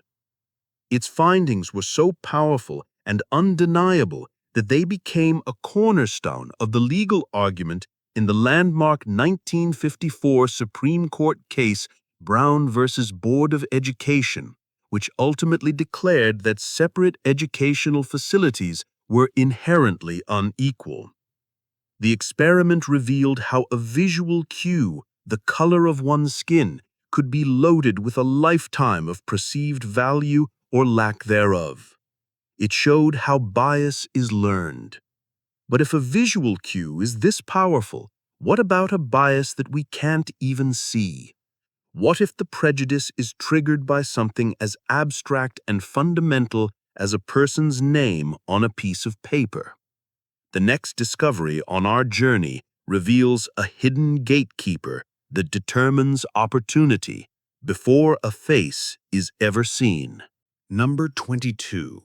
Name bias in job applications. The resume whitening effect. The Clark doll experiment gave us a heartbreaking glimpse into how children internalize societal prejudice based on a clear, visual cue, skin color. It demonstrated that a person's perceived value could be determined in the blink of an eye. But what if the bias is even more insidious? What if it operates in complete blindness, triggered not by a face, but by the name printed at the top of a document? This question led to a groundbreaking study in 2004 by economists Marianne Bertrand and Sendhil Mullainathan, who designed an ingenious experiment to uncover the hidden biases in the American job market. They wanted to know if racial discrimination was a conscious act or an automatic, unconscious reflex. To find out, they created thousands of fictitious, high-quality resumes and sent them out in response to real job advertisements in Boston and Chicago. The resumes were carefully crafted to be identical in every meaningful way. The qualifications, the experience, the level of education were all matched. But they changed one crucial variable: the name of the applicant. On half of the resumes, they used stereotypically white-sounding names, like Emily Walsh or Greg Baker. On the other half, they used stereotypically black-sounding names, like Lakeisha Washington or Jamal Jones. The researchers then sat back and waited, meticulously tracking which resumes received a callback for an interview. The results were a stark and unambiguous indictment of unconscious bias. The resumes with white-sounding names were a stunning 50% more likely to receive a callback than the identical resumes with black-sounding names. An applicant with a name like Emily would need to send out, on average, 10 resumes to get one callback. An applicant with a name like Lakeisha would need to send out 15 resumes. The researchers found that this whitening bonus was equivalent to having an extra 8 years of professional experience. The bias was pervasive, cutting across all industries, employer sizes, and occupations. It wasn't just a few bad actors. It was a systemic, invisible barrier. The power of this study lies in what it reveals about the nature of modern prejudice. It's highly unlikely that the thousands of hiring managers who discarded Lakeisha's resume were consciously thinking, "I will not hire this person because she is Black." Instead, they were likely operating on a rapid, automatic, and deeply ingrained cognitive shortcut. In the few seconds they spent scanning each resume, their brains made an unconscious association between the name and a whole host of stereotypes, leading them to perceive Greg's qualifications as somehow more impressive or a better fit for the company culture than Jamal's. This name bias is a gatekeeper to economic opportunity, a powerful and invisible headwind that forces some individuals to run twice as hard just to stay in the same place. It shows that prejudice doesn't always wear a hood. Sometimes, it's just a 6-second glance and a subconscious flicker of doubt. The bias attached to names is learned over a lifetime, tied to deep cultural and historical roots. But how quickly can we create prejudice from scratch? Could you be made to feel bias against someone based on something completely and utterly meaningless, like the color of their shirt? The next experiment reveals the terrifying speed at which our tribal instincts can be ignited. Number 23.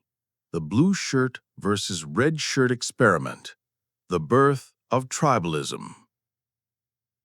We have seen how deeply ingrained biases attached to symbols like skin color and names can shape perception and opportunity. These prejudices are forged in the crucible of history and culture over centuries. But this raises a fascinating and disturbing question. Do we need all that history to create an us versus them mentality? Or is our brain pre-wired for tribalism, ready to be activated by the flimsiest of excuses? The answer comes from a series of studies on what is known as the minimal group paradigm, pioneered by the social psychologist Henri Tajfel. He theorized that the simple act of being categorized into a group, any group, is enough to trigger in-group favoritism and out-group discrimination. The basis for the group is irrelevant. It can be completely arbitrary, temporary, and meaningless. To demonstrate this, imagine a simple, modern version of his experiments. A researcher brings a group of strangers into a room. They are told they will be divided into two groups, the red shirts and the blue shirts, based on a completely random coin toss. You are now a blue shirt. You know nothing about your fellow blue shirts, and you know nothing about the red shirts. You know the division is entirely meaningless.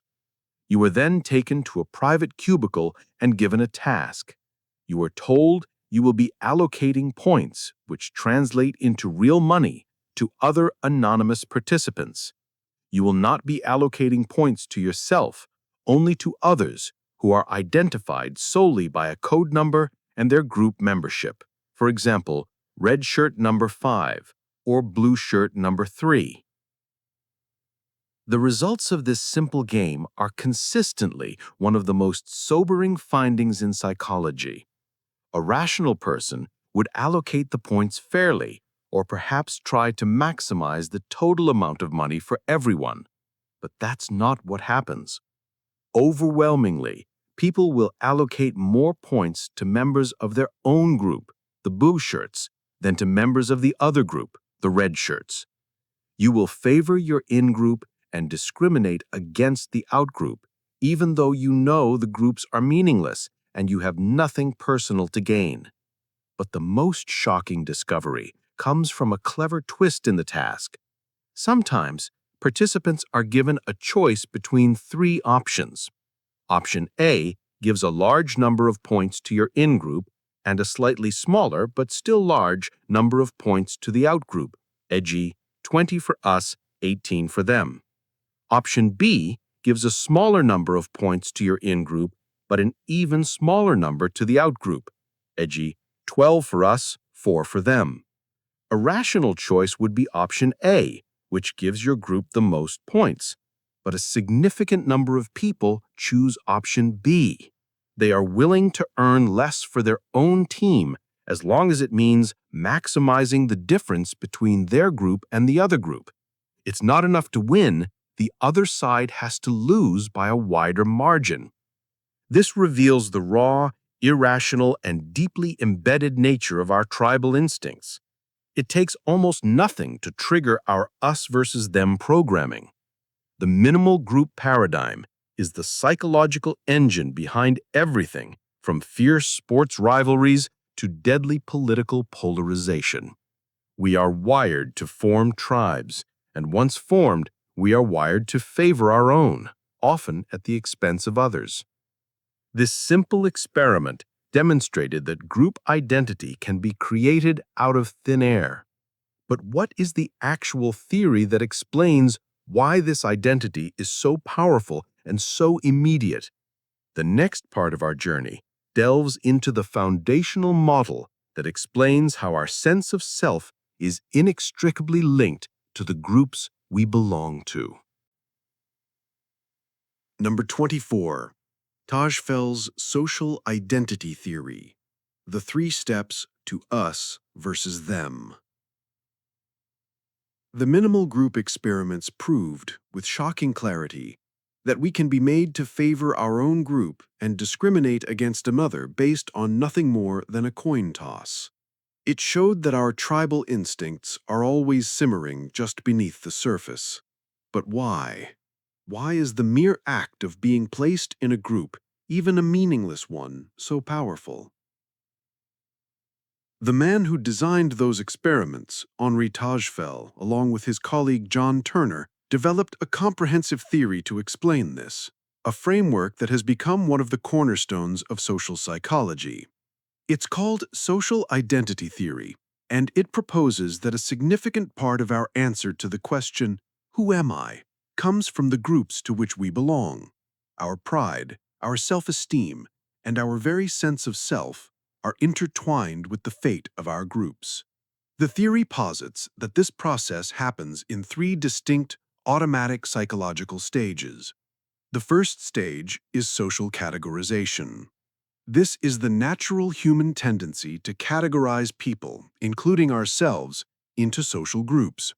We are cognitive misers. It's much easier to navigate the world by sorting people into boxes: man, woman, student, teacher, American, European, fan of this team, fan of that team. This process is immediate, often unconscious, and it helps us make sense of a complex social world by creating order and defining our place within it. Once we have categorized ourselves as belonging to a group, we move to the second stage, social identification. This is the process of adopting the identity of the group as our own. We begin to conform to the norms and attitudes and behaviors of that group. If you identify as a punk rocker, you adopt the fashion, the musical tastes, and the anti-establishment attitudes associated with that identity. If you identify as an environmentalist, your behaviors change to align with that identity. You recycle more, you drive less. The group's identity becomes your identity. Your personal sense of self starts to merge with the collective. This identification is emotionally significant. The group's victories feel like your personal victories, and the group's defeats feel like your personal defeats. This leads directly to the third and most crucial stage, social comparison. Once we have identified with our in-group, we have a deep-seated need to see that group in a positive light, because the group's status directly impacts our own self-esteem.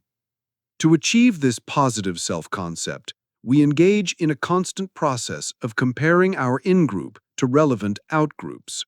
And crucially, we are motivated to find dimensions on which our group appears superior. This is the engine that drove the behavior in the minimal group experiments. The need for a positive social identity was so strong that participants were willing to sacrifice their own group's absolute gains simply to create a larger positive distinction from the outgroup. This three-step process, categorization, identification, and comparison, is the fundamental formula for prejudice, rivalry, and intergroup conflict.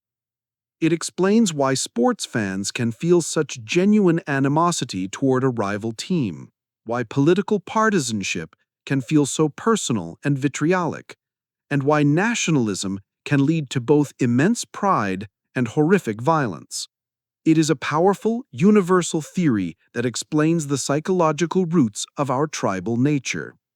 Tajfel's work was theoretical and experimental. But what happens when this theory is deliberately unleashed in a real-world setting, not as an experiment, but as a visceral, unforgettable lesson?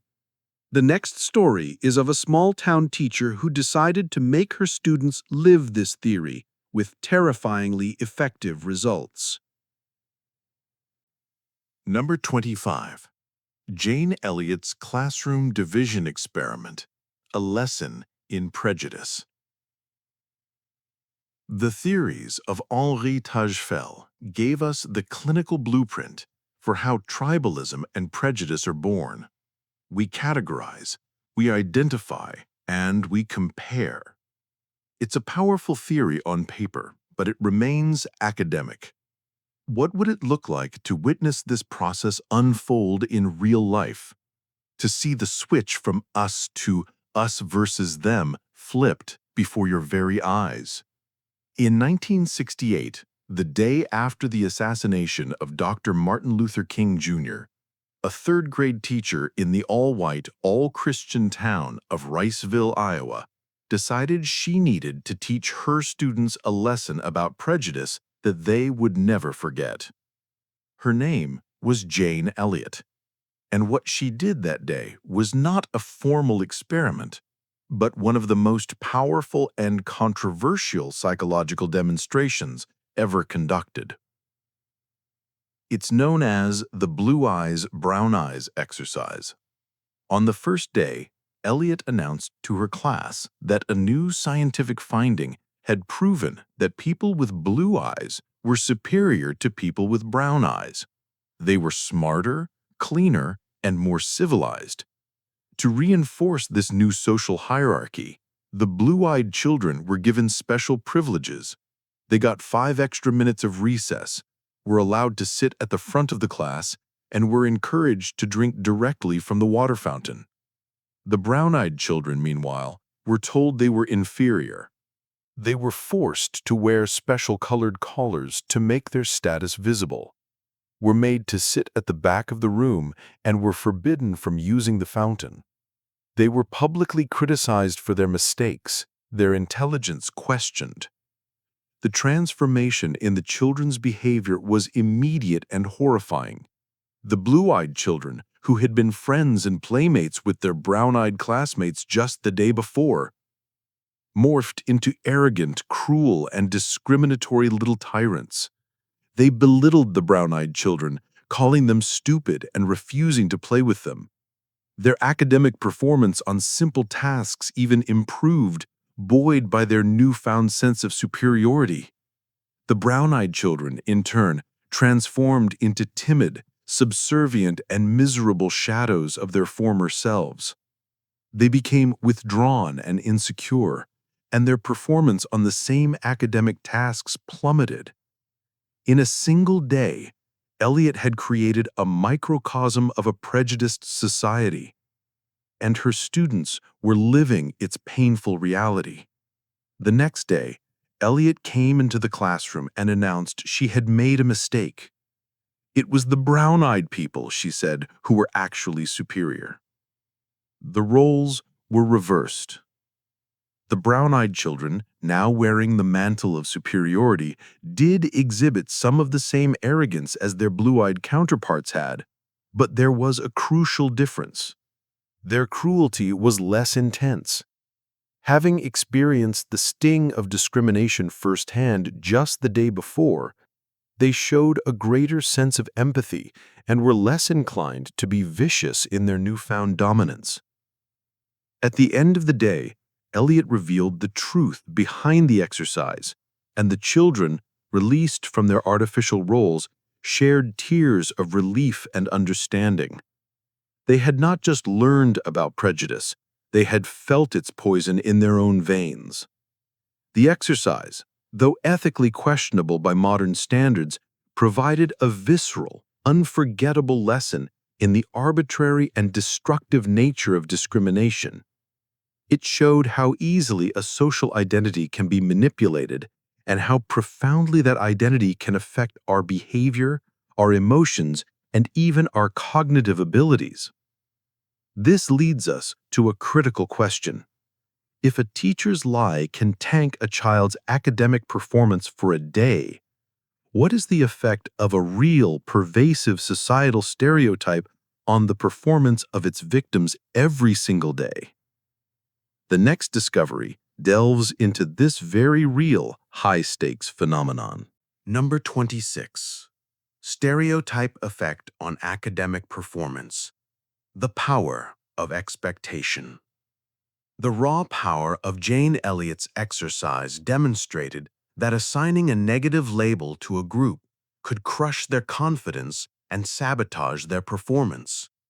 But that was an artificial, temporary label. What happens when the label is not an invention of a third-grade teacher, but a pervasive, deeply rooted stereotype that has been circulating in a culture for centuries? This is the question that psychologists Claude Steele and Joshua Aronson set out to answer in the 1990s. They were interested in a persistent, troubling puzzle: the achievement gap between Black and white students on standardized tests. They suspected that part of the answer lay not in ability, but in the psychological pressure of a negative stereotype. They proposed a radical idea: that the very act of being in a situation where a negative stereotype about one's group could be confirmed is enough to create a cognitive burden that impairs performance. To test this, they designed a landmark experiment. They brought a group of Black and white Stanford University students into their lab and had them take a very difficult verbal test, composed of questions from the GRE. They divided the students into 3 conditions.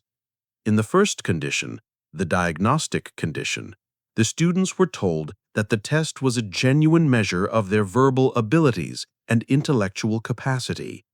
This framing was designed to explicitly trigger the racist stereotype about Black intellectual inferiority. In the second condition, the non-diagnostic condition, the students were told that the exact same test was simply a problem-solving exercise that was not indicative of their ability. This framing was designed to remove the pressure of the stereotype. There was also a third challenge condition, which framed the test as a stimulating challenge, also non-diagnostic. The results were a thunderclap in the world of social science. In the non-diagnostic conditions, where the stereotype was not activated, the Black and white students performed equally well. There was no difference in their scores, proving that their underlying ability was the same. But in the diagnostic condition, when the students believed their intelligence was being measured, a significant gap emerged. The white students' performance was unaffected, but the Black students' performance plummeted. The simple act of framing the test as a measure of ability had been enough to activate the stereotype, and the pressure of that stereotype had actively interfered with their ability to perform. Steele and Aronson had discovered a powerful psychological phenomenon. The Black students in the diagnostic condition were not failing because of a lack of ability. They were failing because a portion of their cognitive resources, their working memory, their focus, their mental energy, was being consumed by a distracting and anxious internal dialogue. What if I do poorly? What if I confirm the stereotype? What will they think of me? What will they think of my group? This extra mental burden, this psychological tax imposed by the stereotype, was enough to sabotage their performance on the difficult test. This effect was powerful, pervasive, And it had a name. It's a phenomenon that affects us all, in any domain where a negative stereotype about one of our identities exists. The next part of our journey will give this invisible force its proper name and explore its far-reaching consequences. Number 27.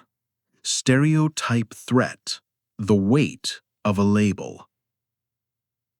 The groundbreaking work of Steele and Aronson gave us a name for the invisible burden that sabotaged the performance of their Black students: stereotype threat. It is defined as a situational predicament in which people feel themselves to be at risk of confirming negative stereotypes about their social group. It is not about whether a person believes the stereotype is true. It is the fear, the anxiety, and the psychological pressure that comes from simply knowing that the stereotype exists and that others might use it to judge you. Once you understand stereotype threat, you start to see it everywhere. It is a universal human experience, a cognitive tax levied on anyone who belongs to a group about which a negative stereotype exists. Consider a woman taking an advanced mathematics exam. She knows the pervasive, sexist stereotype that men are better at math. Even if she is a brilliant mathematician who consciously rejects that stereotype, the simple knowledge that she could be judged by it can be enough to create a state of stereotype threat. This added pressure can consume precious cognitive resources, leading her to underperform relative to her actual ability. Think of an elderly person taking a memory test. They are aware of the stereotype that aging leads to cognitive decline. This awareness can create an anxiety about their performance that, ironically, makes them more likely to forget an answer, thereby confirming the very stereotype they were worried about. The same is true for a white male athlete competing against Black athletes, who might feel the pressure of the stereotype about white men's athletic abilities. It applies to a student from a low-income background taking an entrance exam, feeling the weight of stereotypes about poverty and intelligence. The psychological mechanisms behind stereotype threat are now well understood. It increases physiological arousal and stress. It forces the brain to actively monitor one's own performance, which is distracting. It also compels individuals to engage in stereotype management, actively trying to suppress negative thoughts and anxieties related to the stereotype. All of these processes consume working memory, the finite pool of cognitive resources we need for complex thinking, reasoning, and problem-solving. When your working memory is clogged with the junk of stereotype threat, there is simply less brain power available for the task at hand. The consequences are profound. Stereotype threat can lead to a vicious cycle. A student underperforms on a test due to stereotype threat, which they may misinterpret as a lack of ability. This can lead to disidentification, where they decide the subject, like math or science, is not for them, leading them to avoid those classes and career paths, effectively steering them away from fields where they may have had the potential to excel. It is a powerful force that perpetuates social and economic inequality, not because of actual differences in ability between groups, but because of the psychological weight of the labels society has created. It is an invisible headwind that makes the path to success steeper for some than for others. We've now seen how biases tied to race and gender can impact performance. But so far, these have been about identity groups.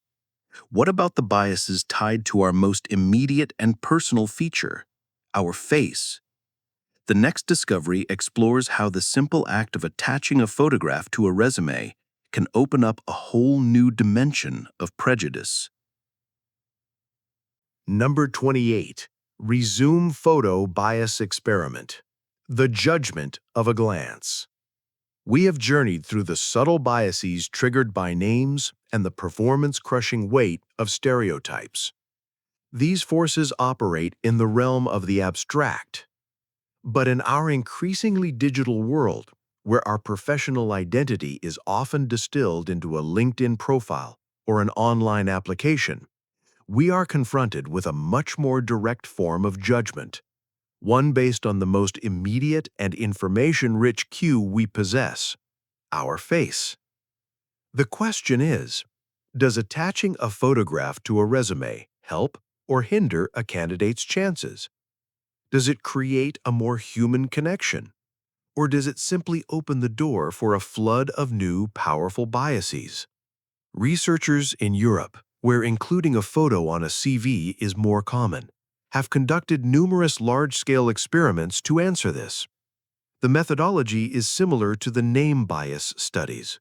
Send out thousands of matched resumes for real job openings, but this time the key variable is the photograph attached. In a landmark Israeli study, researchers sent out over 5,000 resumes in pairs. The resumes in each pair were identical in their qualifications, but one was sent with no photo, while the other was sent with a photo of either an attractive man, an attractive woman, a plain-looking man, or a plain-looking woman. The results painted a complex and troubling picture of what is often called lookism, or attractiveness bias. For male applicants, the effect was straightforward. Attractive men received a significantly higher callback rate than both plain men and men with no photo. A handsome face acted as a halo effect, subconsciously signaling competence, social skill, and other positive traits to the recruiter. For female applicants, however, the results were a shocking reversal. Plain-looking women actually had a higher callback rate than attractive women. The researchers theorized that this was due to a different kind of bias, one rooted in female jealousy and stereotypes within human resources departments, which are often staffed predominantly by women. An attractive female applicant might be subconsciously perceived as a threat by a female recruiter, leading to her resume being discarded. This reveals how different biases can intersect in complex ways. But attractiveness is only one dimension. Other studies have used photos to explicitly signal race or ethnicity, confirming that the visual cue of a face can trigger the same or even stronger biases as a stereotypically named resume. A photo that clearly identifies a candidate as belonging to a racial minority often leads to a lower callback rate, providing employers with a direct, albeit illegal, method for screening candidates. Even more subtle cues in a photograph can have an impact. Does the person appear trustworthy? Do they look friendly?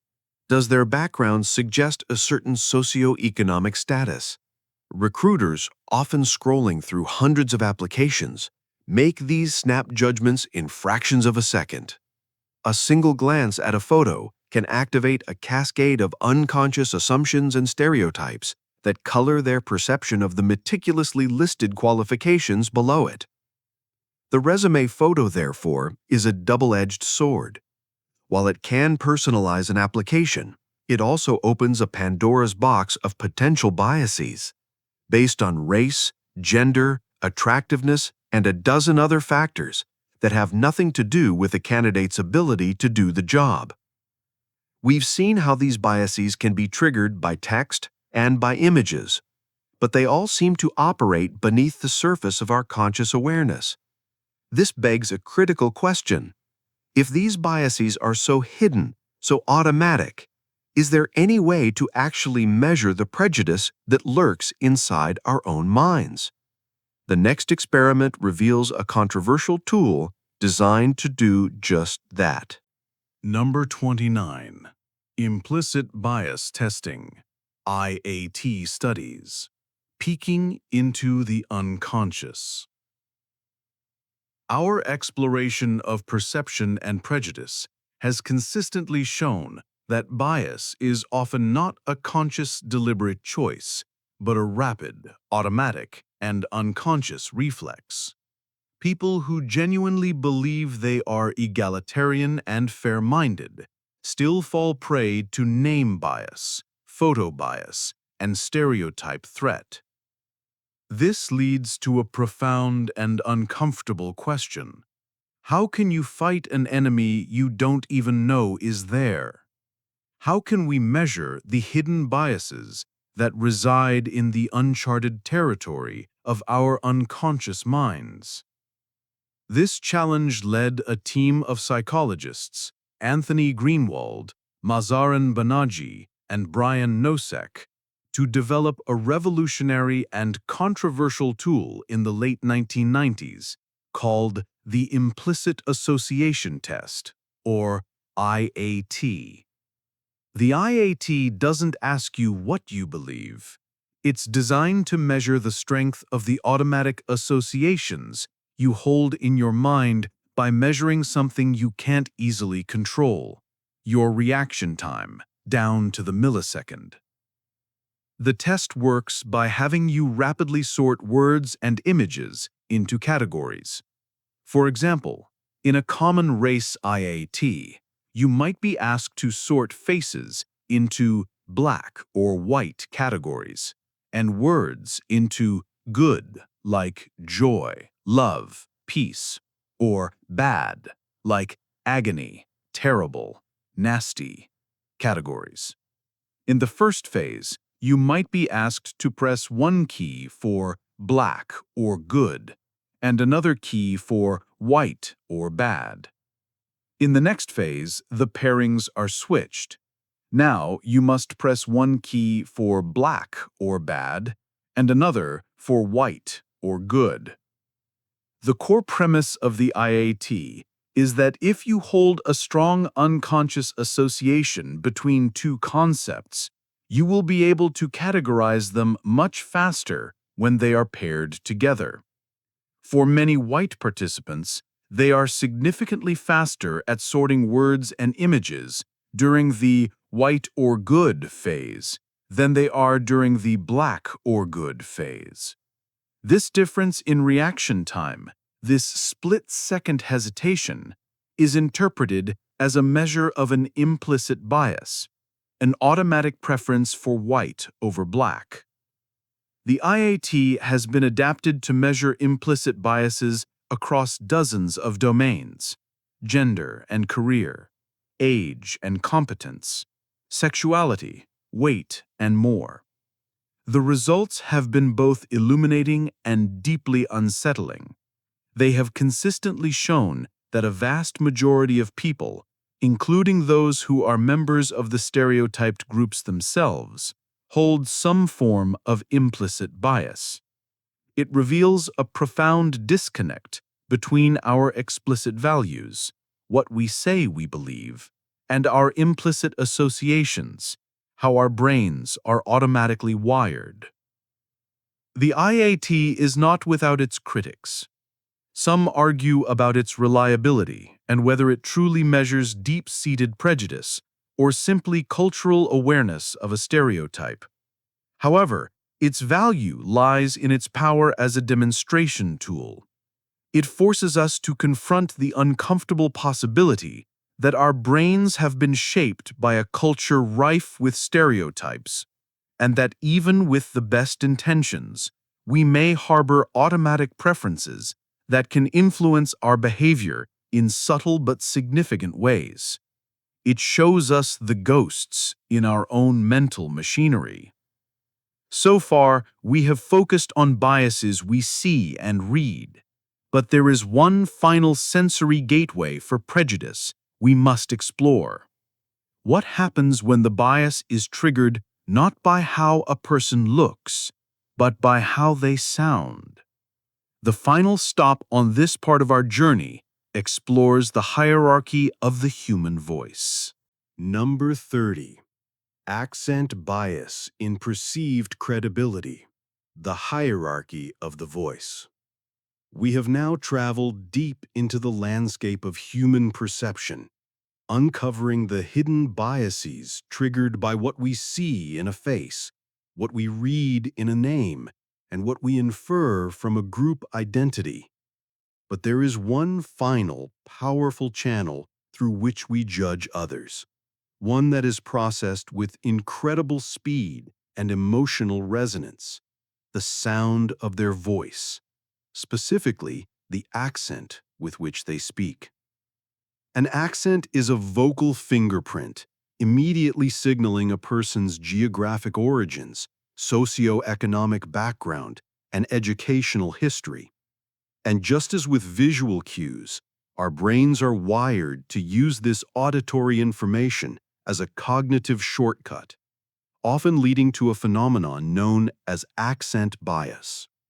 To measure this, researchers conduct studies where participants listen to a recorded statement, for example, a simple factual trivia statement or a persuasive argument. The content of the statement is kept identical, but it is read by speakers with different accents. It might be read in a standard accent, such as Standard American English or the British Received Pronunciation, which is often perceived as neutral, and then by speakers with various regional or foreign accents, such as a Southern American accent, an Indian accent, or an East Asian accent. After listening, participants are asked to rate the speaker on a variety of traits. How credible are they? How intelligent? How trustworthy? How educated? The results are remarkably consistent and demonstrate a clear hierarchy of the voice. Speakers with standard, high-status accents are almost always rated as more credible, intelligent, and competent than speakers with non-standard or foreign accents. The exact same set of words, when spoken in a non-standard accent, is often perceived as less believable, and its speaker as less capable. This bias is incredibly pervasive. In legal settings, studies have shown that a witness's testimony is perceived as less credible if they speak with a strong foreign accent. In business, job applicants with certain accents are less likely to be hired for high-status positions, regardless of their qualifications. In medicine, patients sometimes report having less confidence in doctors with foreign accents. The bias operates on an unconscious level. Listeners are likely not thinking, "This person has an accent, therefore they are not smart." Instead, the non-standard accent may simply be more difficult for their brain to process, what linguists call lower processing fluency. This slight increase in cognitive effort can be misattributed by the brain as a flaw in the speaker or the message itself. The speaker sounds less clear, which gets misinterpreted as them being less clear-minded or intelligent. This accent-based prejudice is a powerful barrier in our increasingly globalized world. It is a subtle but potent form of discrimination that can shape educational opportunities, career advancement, and even the outcome of a trial, all based on the musicality and rhythm of a person's speech. We have now seen how our flawed perceptions of race, of gender, of names, of faces, of voices create a complex web of bias that shapes our social world. We are not the rational observers we believe ourselves to be. But what if someone understood these glitches in our mental code? What if they could use these flaws in our perception, not just to judge us, but to actively persuade us, to change our attitudes, and to guide our behavior without us even realizing it? Our journey now moves from how we perceive others to how others use that perception to control us as we enter the fascinating and manipulative world of persuasion. Number 31. Elaboration Likelihood Model. Petty and Cacioppo. The two roads to your mind. Our journey so far has revealed the hidden architecture of our own minds, showing how our perceptions and biases can be formed and exploited. We've seen how easily we are judged. But this knowledge opens a new, critical chapter. If a person understands these glitches, these automatic judgments, can they be used not just to categorize us, but to actively change what we believe and what we do? This question marks our entry into the intricate science of persuasion. For centuries, people thought of persuasion as a single art form. But in the 1980s, two psychologists, Richard Petty and John Cacioppo, proposed a revolutionary idea that changed everything. They argued that our mind doesn't have one path to being persuaded, it has two completely different roads. Their theory, the Elaboration likelihood model, is a map of how we process information and how our attitudes are formed and changed. The first path is the central route. This is the road of logic, reason, and deep, effortful thinking. When we travel down this road, we are highly motivated and have the ability to scrutinize a message. We listen carefully to the arguments, we weigh the evidence, we analyze the facts, and we consider the counter-arguments. Think about making a major life decision, like buying a house. You would likely take the central route, researching interest rates, reading inspection reports, and comparing property values. Any attitude change that happens via the central route is powerful, long-lasting, and highly resistant to future change. It becomes a deeply held conviction because we have done the hard work of persuading ourselves. But we don't have the time or mental energy to use the central route for every decision. For most of the thousands of persuasive messages we encounter every day, our brain takes a shortcut. This is the second path, the peripheral route.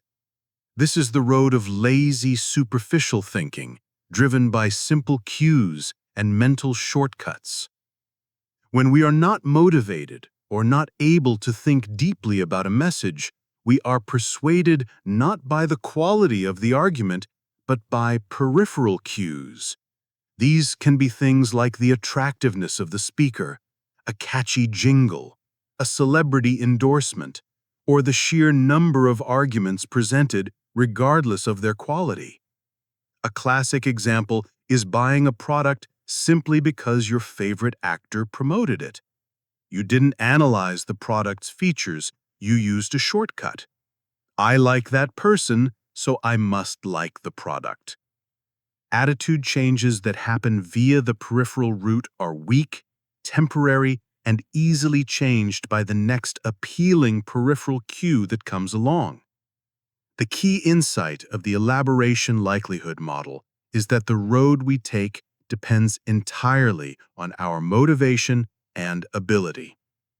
If the topic is important to us and we have the mental bandwidth to think about it, we'll take the central route. If we're distracted, tired, or just don't care, we default to the peripheral route. This model provides the foundational blueprint for all modern persuasion. Skilled persuaders know they first need to assess their audience's state of mind.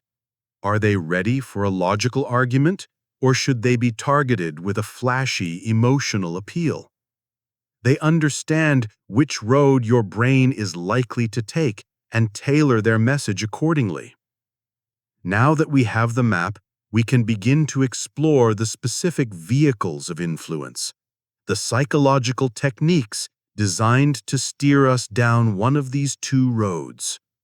And we begin with a tactic that seems to defy all logic, a trick that starts by asking for something so huge, you are almost guaranteed to refuse. Number 32. Door in the face technique. The power of a no. Now that we understand the two roads to persuasion, the thoughtful central route and the lazy peripheral route, we can begin to explore the specific tricks designed to exploit them. Let's start with a technique that seems utterly backward. What if the most effective way to guarantee someone says yes to your request is to first make a request so ridiculously large that they will almost certainly slam the door in your face? This is the core principle behind the powerfully effective door-in-the-face technique. Its mechanics were first demonstrated in a classic study by psychologist Robert Cialdini and his colleagues in 1975. They approached college students on campus and made a completely outrageous request. Would you be willing to serve as a volunteer counselor for juvenile delinquents for 2 hours a week for a minimum of 2 years?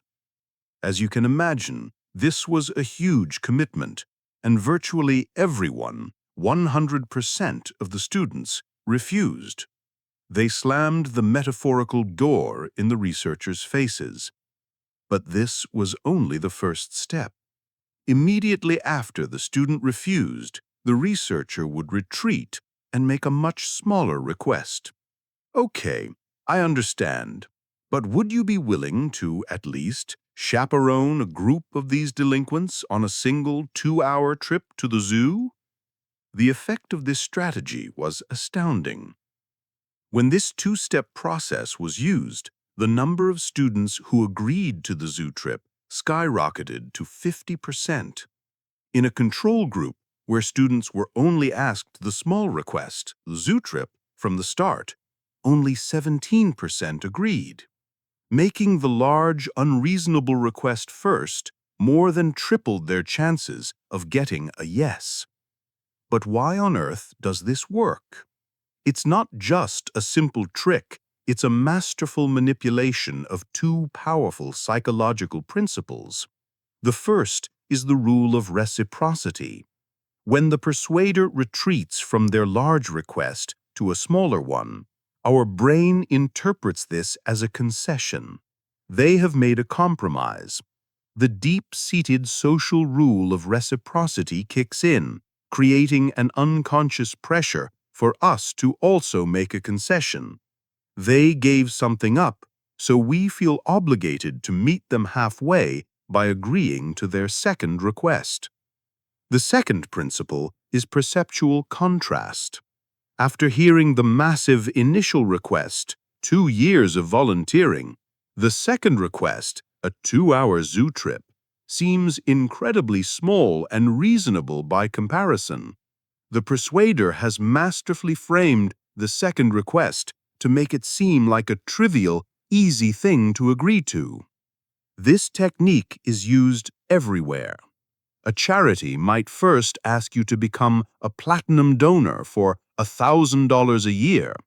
When you refuse, they immediately follow up with, "Well, could you perhaps make a one-time donation of just $25 to help?" A teenager might first ask their parents for a new sports car, and when they are inevitably denied, they retreat to the thing they really wanted all along: permission to borrow the family sedan for the weekend. They start with an impossible demand to make their real request seem palatable. The door-in-the-face technique is a brilliant piece of social engineering that works by leveraging our own predictable psychological responses against us. It starts big to win small. But if this is so effective, is it possible that the exact opposite strategy could work just as well? What if instead of starting with a door-slamming no, you could trap someone in a web of commitment by starting with a request so tiny, so insignificant, that saying no would feel absurd? The next technique on our list does just that. Number 33. The foot-in-the-door technique. The prison of a yes. The door-in-the-face technique showed us the power of strategic retreat. You make a big request, get rejected, then make a smaller one, leveraging reciprocity and contrast to get a yes. But what if there's a more insidious, more gradual path to persuasion? What if you could secure a major commitment from someone by first getting them to agree to something so minor, so trivial, that it barely registers as a request at all? This is the secret behind the foot-in-the-door technique, a strategy that ensnares its targets not with the pressure of a no, but with the inescapable consistency of a yes. The classic demonstration of this principle was conducted by Jonathan Friedman and Scott Fraser in the 1960s. They went door to door in a residential neighborhood with a truly massive request. They asked homeowners if they would be willing to install a huge, poorly designed billboard on their front lawn with the message, "Drive carefully." It was an absurd ask that would ruin their property's aesthetic, and understandably the vast majority of residents, over 80%, refused. But with another group of residents, the researchers tried a different approach. A few weeks earlier, a different researcher had come to their door and asked them to display a tiny, 3-inch square sign in their window that read, "Be a safe driver." It was a request so small and reasonable that almost everyone agreed. Then 2 weeks later, the researchers returned with the massive, ugly billboard requests. The results were staggering. In the group that had first agreed to the tiny sign, a shocking 76% of them now agreed to have the enormous billboard installed on their lawn. Why? What psychological force is powerful enough to make someone go from a tiny sticker to a giant, ugly sign? The answer lies in one of the most powerful motivators of human behavior, the principle of commitment and consistency. We have a deep, obsessive need to be consistent with our past decisions and our self-image. When a homeowner first agreed to the tiny sign, they subconsciously altered their own identity. They began to see themselves as the kind of person who supports public safety initiatives. They had made a small commitment to that identity. 2 weeks later, when presented with the larger request, refusing it would have created a painful psychological state known as cognitive dissonance. It would have been inconsistent with their newly formed self-image as a civically minded citizen. To avoid this uncomfortable feeling, to maintain consistency with their prior commitment, they agreed to the larger request, even though it was objectively a terrible deal. The initial yes was a tiny hook, and their need for consistency did the rest, reeling them in. This technique is the bread and butter of modern persuasion. It's why political campaigns start by asking you to simply sign a petition before later asking for a donation. It's why software companies offer a free trial, getting you committed to their ecosystem before asking for your credit card. They are getting their foot in the door of your identity. Once you say that first tiny yes, you have stepped into a psychological trap of your own making, a prison built brick by your own commitments. So far, the techniques we've discussed have involved an explicit request. But what if the most powerful persuasion happens in complete silence? What if you could be made to like something without a single word being spoken, simply by having it appear in your field of vision again and again? The next phenomenon on our list is a testament to the power of pure, silent repetition. Number 34. Mere exposure effect, the hypnosis of repetition. We have explored persuasion techniques that rely on carefully crafted requests and the manipulation of our social instincts. But what if persuasion could be stripped down to its absolute, most passive essence? What if the most effective way to make someone like a product, a symbol, or even a person was to do nothing more than to ensure they see it, over and over again? This is the strange and powerful reality of the mere exposure effect, a phenomenon that demonstrates that we have an automatic, unconscious preference for things that are familiar. The concept was systematically explored by the psychologist Robert Zajonc in a series of brilliantly simple experiments.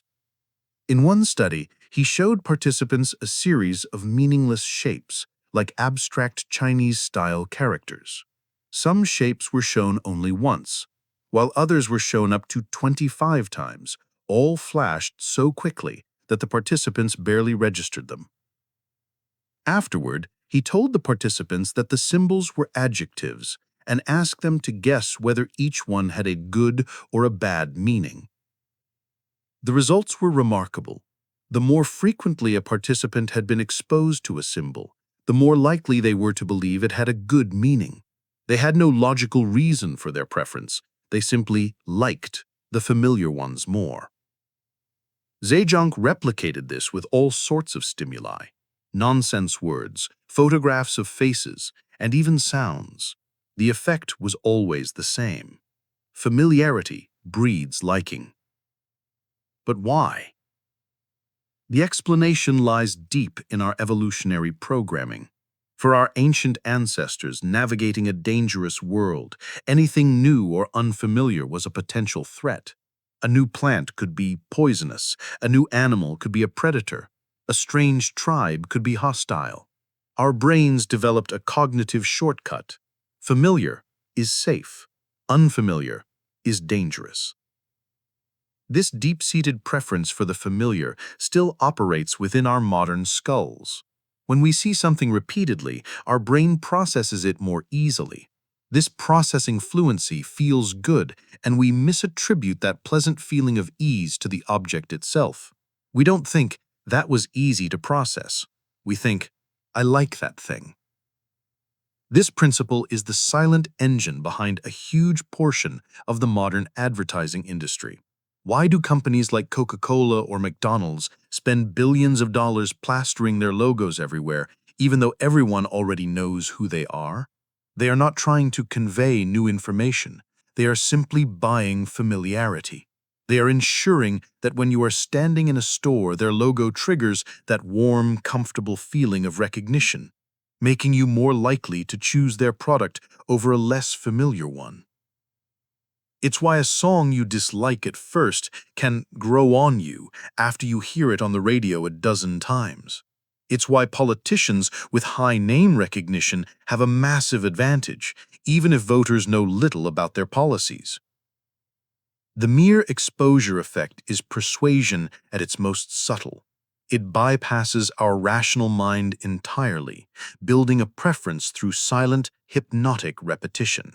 It works because it makes things feel abundant and common. But what if the key to making us desire something wasn't to make it seem common, but to convince us that it's about to vanish forever? The next principle we'll explore is the powerful psychological trigger of scarcity. Number 35. Scarcity effect in sales. The panic of last chance. The mere exposure effect reveals our deep-seated preference for the familiar and the common. We are drawn to what we know. But there is another, equally powerful psychological force that pulls us in the exact opposite direction. It's the principle of scarcity, and it dictates that we are intensely motivated by the fear of losing out on something. When an opportunity is perceived as rare or dwindling, its value in our minds skyrockets. This isn't just a marketing gimmick. It's a fundamental glitch in our mental software that smart persuaders have learned to exploit with devastating effect. The power of scarcity was famously demonstrated in a study by Stephen Warchel, where participants were asked to rate the quality of chocolate chip cookies. The cookies were presented in a glass jar. Some participants were given a cookie from a jar that was full, holding 10 cookies. Others were given the exact same cookie from a jar that was nearly empty, holding only 2 cookies. The results were clear. Participants consistently rated the cookies from the near-empty jar as being more desirable, more attractive, and even better tasting than the identical cookies from the full jar. The scarcity of the cookies made them seem more valuable. But why is this effect so powerful? There are two main psychological drivers at work. The first is a simple mental shortcut, or heuristic. For most of human history, things that were rare or difficult to obtain were more valuable. Rare foods, scarce resources, valuable materials. Our brains developed a simple rule. If it's scarce, it must be good. We use availability as a quick and easy way to judge quality. The second and more potent driver is a phenomenon called psychological reactance. We are born with a powerful desire to maintain our freedom of choice. When we are told that we can't have something, or that our opportunity to have it is disappearing, our freedom feels threatened. This triggers a powerful rebellious instinct. We want the item more than ever before, not necessarily because of its intrinsic value, but as a way to reassert our autonomy and fight back against the restriction. It's the "you can't have it, so I must have it" effect. This principle is the engine of high-pressure sales tactics. Limited time offer. Only 3 left in stock. Offer ends at midnight. These phrases are not just providing information. They are weapons designed to trigger your psychological reactance and your fear of missing out. It's why online booking sites show you that 5 other people are looking at this room right now. It's why companies release limited edition products or create flash sales. They are artificially manufacturing scarcity to create a sense of urgency, bypassing your rational decision-making process and pushing you toward an impulsive purchase. The fear of future regret, "what if I miss this deal and never see it again?" becomes a more powerful motivator than the actual desire for the product itself. Scarcity is a powerful tool for changing how we value an object. But what if you could change how a person feels about a situation without changing the object or its availability at all? What if you could make something seem vastly more appealing simply by changing the words you use to describe it? The next technique on our list is a masterclass in linguistic manipulation. Number 36. Framing Effect. The illusion of a choice. We've seen how making an item scarce can dramatically increase its perceived value. But what if you could achieve a similar effect without changing the item at all? What if, by simply choosing your words carefully, you could build a different reality in someone's mind, guiding them to a preferred choice while giving them the illusion of complete freedom? This is the core of the framing effect, a cognitive bias first systematically explored by the Nobel Prize-winning psychologists Daniel Kahneman and Amos Tversky.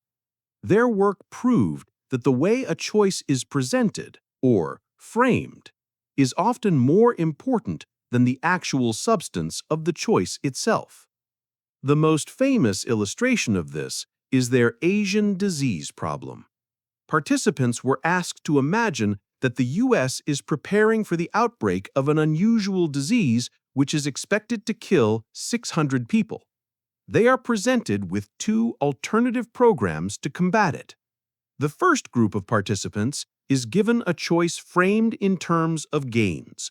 Program A, where 200 people will be saved, or Program B, where there is a 1/3 probability that 600 people will be saved and a 2/3 probability that no people will be saved.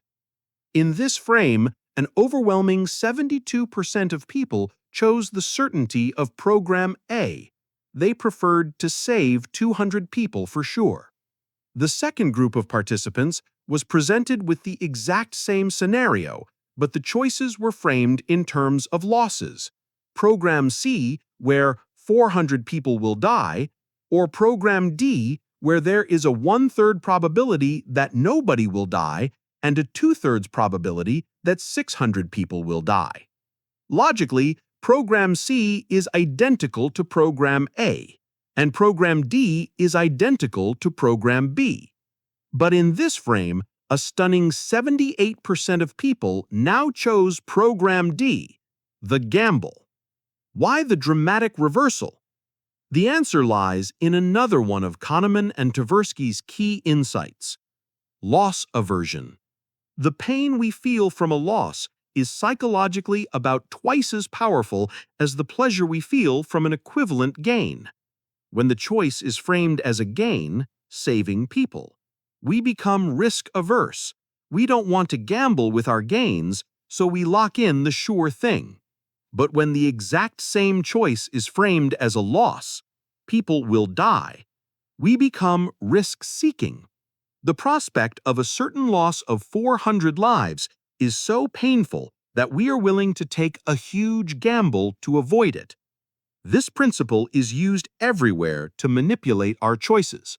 A package of ground beef labeled 80% lean sells far better than the same package labeled 20% fat.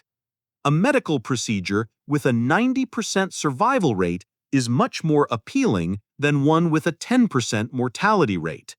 Advertisers tell you what you get with their product, not what you give up, your money. The framing effect is a powerful tool because it exploits our brain's emotional, automatic response to loss and gain, guiding our hand while we believe we are the ones making the rational choice. It manipulates our perception of a deal. But what if a technique could make us feel compelled to accept a deal before we've even heard the terms? The next principle on our list is perhaps the most deeply ingrained social obligation of all. Number 37. Reciprocity has an influence strategy: the unpayable debt.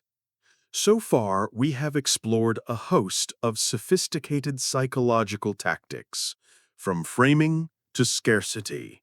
But now we turn to a principle so simple, so ancient, and so powerful that it acts as the fundamental glue of all human societies. It is the rule of reciprocity, and it states, in no uncertain terms, that we must try to repay in kind what another person has provided us. If someone does us a favor, we feel a deep, often uncomfortable psychological burden until we have returned it. This isn't just a social nicety.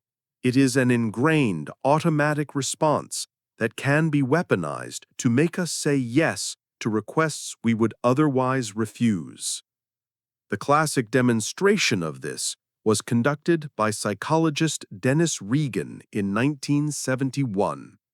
In his experiment, a participant would be in a room with another person who they believed was also a participant but was actually a researcher's assistant named Joe. In one condition, Joe would leave the room for a moment and return with 2 bottles of Coca-Cola, handing one to the real participant and saying, "I asked the experimenter if I could get myself a Coke, and he said it was fine, so I bought one for you too." It was a small, unsolicited favor. In another condition, Joe simply left and returned empty-handed. Later in the experiment, Joe would mention that he was selling raffle tickets for a new car and asked the participant if they would be willing to buy some. The results were dramatic. The participants who had received the unsolicited Coke bought twice as many raffle tickets as the participants who had received nothing. The small favor had created a powerful sense of obligation. But the most stunning part of the study was this: the rule of reciprocity was so powerful that it completely overrode whether the participants even liked Joe. Beforehand, The researchers had the participants rate how much they liked Joe. For those who didn't receive a Coke, there was a clear correlation. The more they liked Joe, the more tickets they bought. This is what we'd expect. But in the group that received a Coke, this correlation vanished. They bought just as many tickets whether they liked him or not. The feeling of indebtedness had become the only thing that mattered, overpowering their personal feelings for the requester. This is why charities include a free gift of address labels or a nickel in their fundraising letters. It's why companies offer free samples at the supermarket. It's why a business person takes out a client for an expensive dinner before a negotiation. They are not just being kind, they are creating a debt. They are engaging your powerful, unconscious reciprocity programming, making it incredibly awkward and psychologically painful for you to say no later on. The rule of reciprocity is a potent tool because it feels like a fair social contract. But what happens when the influence comes from a source that isn't just giving you a Coke, but is a complete and utter fraud? What if the person persuading you is nothing more than a fake expert? The next experiment revealed how easily we are swayed by the mere costume of authority.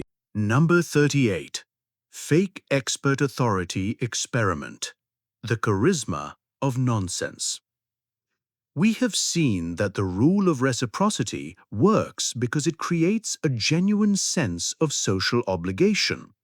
But what if persuasion could be achieved not through a real exchange, but through a complete and total fabrication?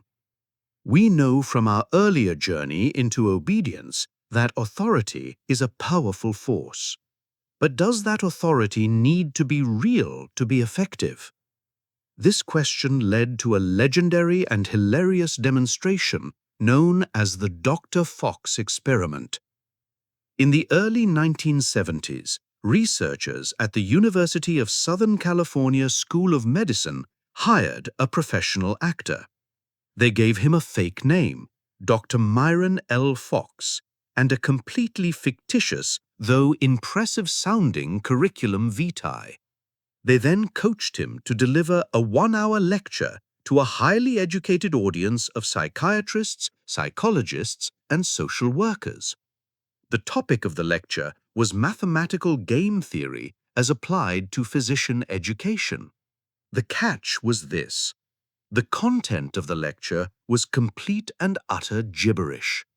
It was cobbled together from a scientific journal article filled with jargon, contradictions, non sequiturs, and meaningless statements. It was intentionally devoid of any substance. However, the actor was coached to deliver this nonsense with immense style, charisma, warmth, and unwavering authority. He used humor, paced the stage confidently, and made eye contact. He looked and sounded exactly like a brilliant expert. After the lecture, the highly educated audience members were given an anonymous questionnaire to rate Dr. Fox's performance. The results were a stunning testament to the power of perceived authority over actual substance. The audience's feedback was overwhelmingly positive. They described the lecture as clear, stimulating, and well-organized. One participant wrote, "Excellent presentation, enjoyed listening, has a warm manner." Another said, "Lively examples, his charisma is amazing." Not a single one of these trained experts detected that the entire hour-long lecture had been a complete sham. They were so thoroughly seduced by the peripheral cues of expertise, the title of doctor, the confident delivery, the impressive-sounding topic, that they failed to engage their central processing route to analyze the actual content. They had been fooled by the costume of authority. This Dr. Fox effect is a powerful principle of persuasion. It explains why we are so often swayed by charismatic politicians who speak with great confidence but little substance. It's the engine behind infomercials that feature actors in lab coats posing as scientists to sell questionable products. It's why slickly produced but factually empty motivational seminars can be so convincing. We have a cognitive bias to believe that if someone looks and sounds like an expert, they must be one. It's a mental shortcut that saves us the hard work of critically evaluating their claims. It shows that when it comes to persuasion, style can often be far more powerful than substance. A single fake expert is a potent tool, but what if the lie is much bigger? What if it's not one fake person, but a whole crowd of them? The next part of our journey explores the modern weapon of the fake testimonial. Number 39. The impact of false testimonials in advertising. The phantom crowd. The Dr. Fox experiment proved that a single charismatic fake expert can fool even a highly educated audience. They fall for the peripheral cue of authority. But there is another peripheral cue that is arguably even more powerful, one that taps into our deep-seated need to follow the herd. This is the principle of social proof. The rule is simple. When we are uncertain how to act, we look to the actions of others to guide our own. If many people are doing something, we assume it must be the right thing to do. This is usually a reliable and efficient shortcut. The problem is that in the modern world, this cue is incredibly easy to fake, leading to the rise of one of the most pervasive and deceptive tools of persuasion, the false testimonial. In the pre-internet age, social proof was harder to manufacture.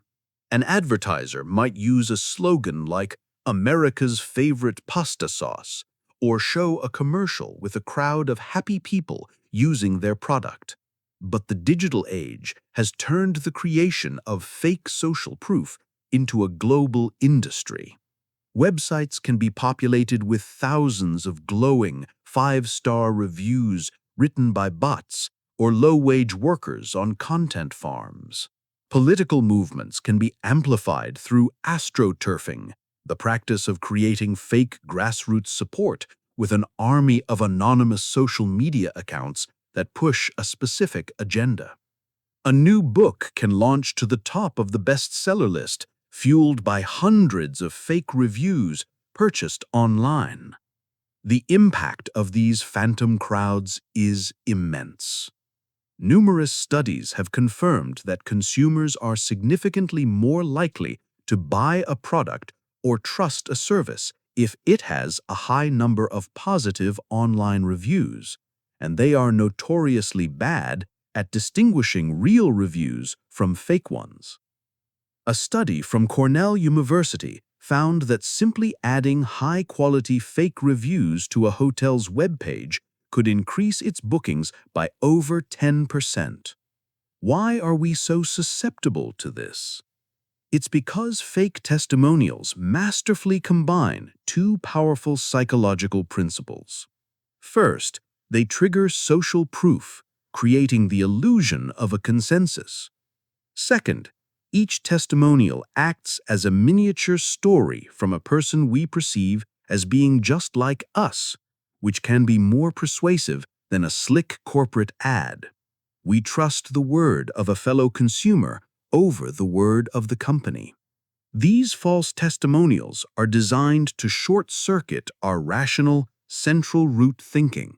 Instead of researching a product's features, which takes effort, it's much easier to rely on the peripheral cue of its star rating and a few glowing comments. We outsource our decision-making to the phantom crowd. This has created a digital arms race. Platforms like Amazon and Yelp invest heavily in algorithms to detect and remove fake reviews, while the creators of these reviews are constantly developing more sophisticated techniques to evade detection. The result is an erosion of trust, where we are left adrift in a sea of information, unsure of who or what to believe. We can be fooled by fake experts and fake crowds, but what if the persuasion is even more subtle? What if it's not a word or a person at all, but an invisible force in the very air around us, shaping our mood and opening our wallets without our conscious consent? The final discovery in this chapter explores the hidden power of sound. Number 40. The effect of music on buying behavior, the unheard persuader. We have explored a vast arsenal of persuasive tactics, from the intricate dance of reciprocity to the blatant deception of fake testimonials. These techniques primarily target our cognitive and social instincts. But now we turn to a form of persuasion that is purely sensory, a force that bypasses our rational mind entirely and speaks directly to our emotional core. It is the background music playing in a store or restaurant, a subtle but incredibly powerful tool for influencing behavior. Most of us barely notice it, dismissing it as simple ambiance. But a wealth of research has shown that the careful curation of a space's soundtrack is a deliberate and scientific strategy to guide our actions and, most importantly, our spending. One of the most famous studies in this area took place in a wine shop. For 2 weeks, researchers alternated the type of music playing from the store's speakers. On some days, they played classic French accordion music. On other days, they played traditional German beer cellar music. The selection of French and German wines in the store was comparable in price and quality. The results were astounding. On the days when French music was playing, French wine massively outsold German wine, accounting for over 77% of sales. On the days when German music was playing, the exact opposite happened, with German wine dominating the sales. The most fascinating part was that when customers were surveyed as they left the store, almost none of them mentioned the music as a factor in their decision. The persuasion was entirely unconscious.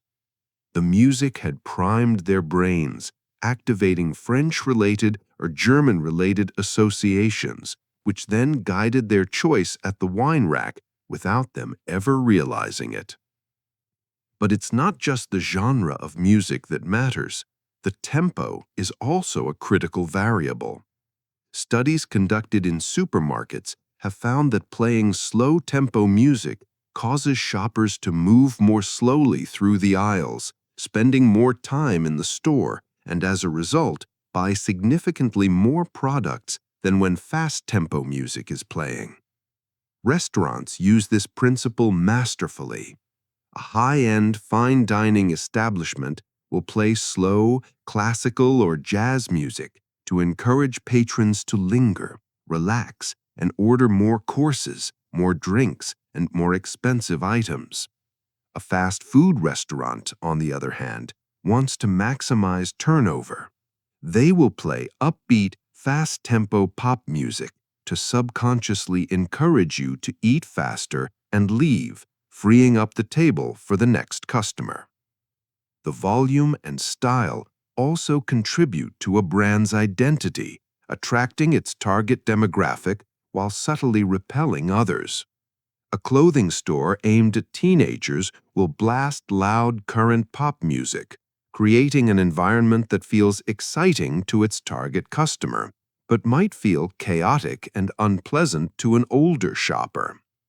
The effect of music on buying behavior is a perfect example of peripheral route persuasion. It doesn't present a logical argument, it simply alters our mood, our pace, and our arousal levels, making us more susceptible to impulsive decisions. It is the ultimate, unheard persuader. We have now seen the many ways our minds can be swayed and our decisions manipulated. It can paint a rather cynical picture of human nature. But what if these same psychological forces could be used not to take, but to give? What if we could be persuaded not to consume, but to cooperate? Our final chapter turns from the darkness of manipulation to the surprising science of human goodness. Number 41. The Prisoner's Dilemma. The Paradox of Trust. Our journey through the landscape of the human mind has shown us the dark arts of persuasion, revealing the glitches in our thinking that can be expertly manipulated. It can paint a cynical picture, suggesting we are merely puppets dancing on the strings of social forces. But this raises a profound and final question. Are we doomed to be manipulated, or can we choose to cooperate? Can we use our understanding of psychology not to exploit, but to connect? This marks our final chapter, a journey into the surprising science of pro-social behavior, and it begins with a simple game that holds the key to understanding almost every human interaction, from business deals to international warfare. It is called the Prisoner's Dilemma. Imagine you and a partner in crime are arrested and held in separate interrogation rooms. The prosecutor, who lacks enough evidence to convict you on the main charge, offers you both the same deal, and you know your partner is hearing the exact same offer. You have two choices. You can cooperate with your partner by remaining silent, or you can betray your partner by confessing. Here are the outcomes.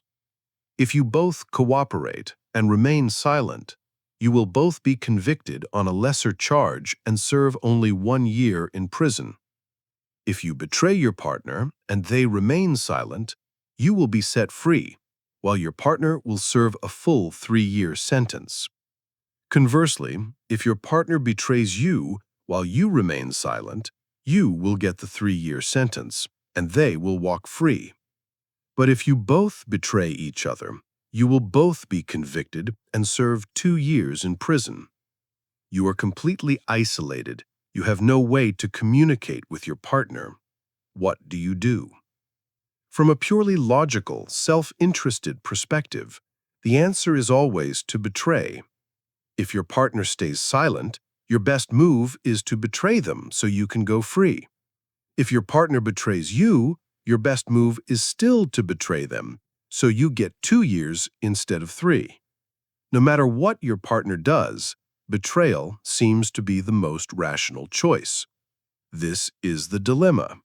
If both of you follow this cold logic and betray each other, you both end up with a 2-year sentence. But if you had both managed to trust each other and cooperate, you would have only served 1 year each. The paradox is that individual rationality leads to a worse outcome for everyone. The Prisoner's Dilemma is a stark and powerful model of the conflict between self-interest and the common good. It reveals that the foundation of successful cooperation is not logic, but trust, a willingness to make yourself vulnerable in the hope that the other person will do the same. This simple game plays out in our lives every day. 2 companies considering a price war are in a prisoner's dilemma. 2 superpowers considering an arms race are in a prisoner's dilemma. Even you and a friend deciding whether to be honest about a sensitive topic are in a prisoner's dilemma. The game reveals the fundamental tension that defines our social world. It forces us to ask, do we prioritize our own immediate gain, or do we take a leap of faith for the possibility of a greater mutual reward? But the prisoner's dilemma assumes a balance of power. Both players are on equal footing. What happens to our sense of cooperation when one person holds all the cards? What happens when it's not about trust, but about fairness? The next game on our list exposes a powerful human instinct that can make us defy logic entirely simply to punish a perceived injustice. Number 42. The Ultimatum Game. The Price of Fairness. The prisoner's dilemma revealed the delicate balance between self-interest and trust, showing that the rational choice is often not the best one for the collective. It operates on a playing field of equal power. But our social interactions are rarely so balanced. What happens to cooperation when one person has absolute power and the other has none? Does the powerless person accept whatever scraps they are given? Or is there a line where human dignity rebels against cold, hard logic?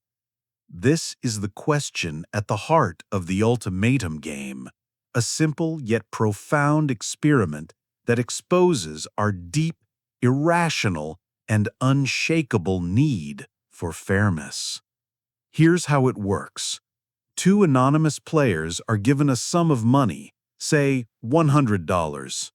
Player 1, the proposer, is given the task of deciding how to split the money between themselves and Player 2. They can offer any split they want, from a fair 50-50 split to a deeply unfair 99-1 split. Player 2, the responder, has only one move.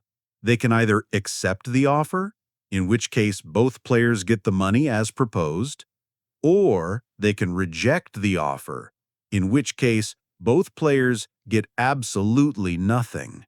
Now, if humans were purely rational economic actors, the Homo economicus of classical economics, the logic for the responder is simple. They should accept any offer greater than zero. A $1 offer is better than the $0 they would get by rejecting it. Knowing this, a purely rational proposer should offer the smallest possible amount, just $1, to maximize their own profit. But that is not what happens when real human beings play this game. Proposers all over the world consistently offer splits that are far more generous than the rational model would predict, with the most common offer being a perfectly fair 50-50 split. But the most revealing behavior comes from the responders. When faced with a low or unfair offer, typically anything less than 20 to 30% of the total sum, responders will frequently reject it. They will choose to walk away with nothing just to ensure that the proposer who made the unfair offer also gets nothing. This is an act of pure, irrational, and costly punishment. Why would someone pay money out of their own pocket just for the satisfaction of spiting someone else? The answer is that the Ultimatum Game is not just about money. It's about respect and social norms. A deeply unfair offer is perceived not just as a bad deal, but as an insult. It's a violation of our innate sense of fairness.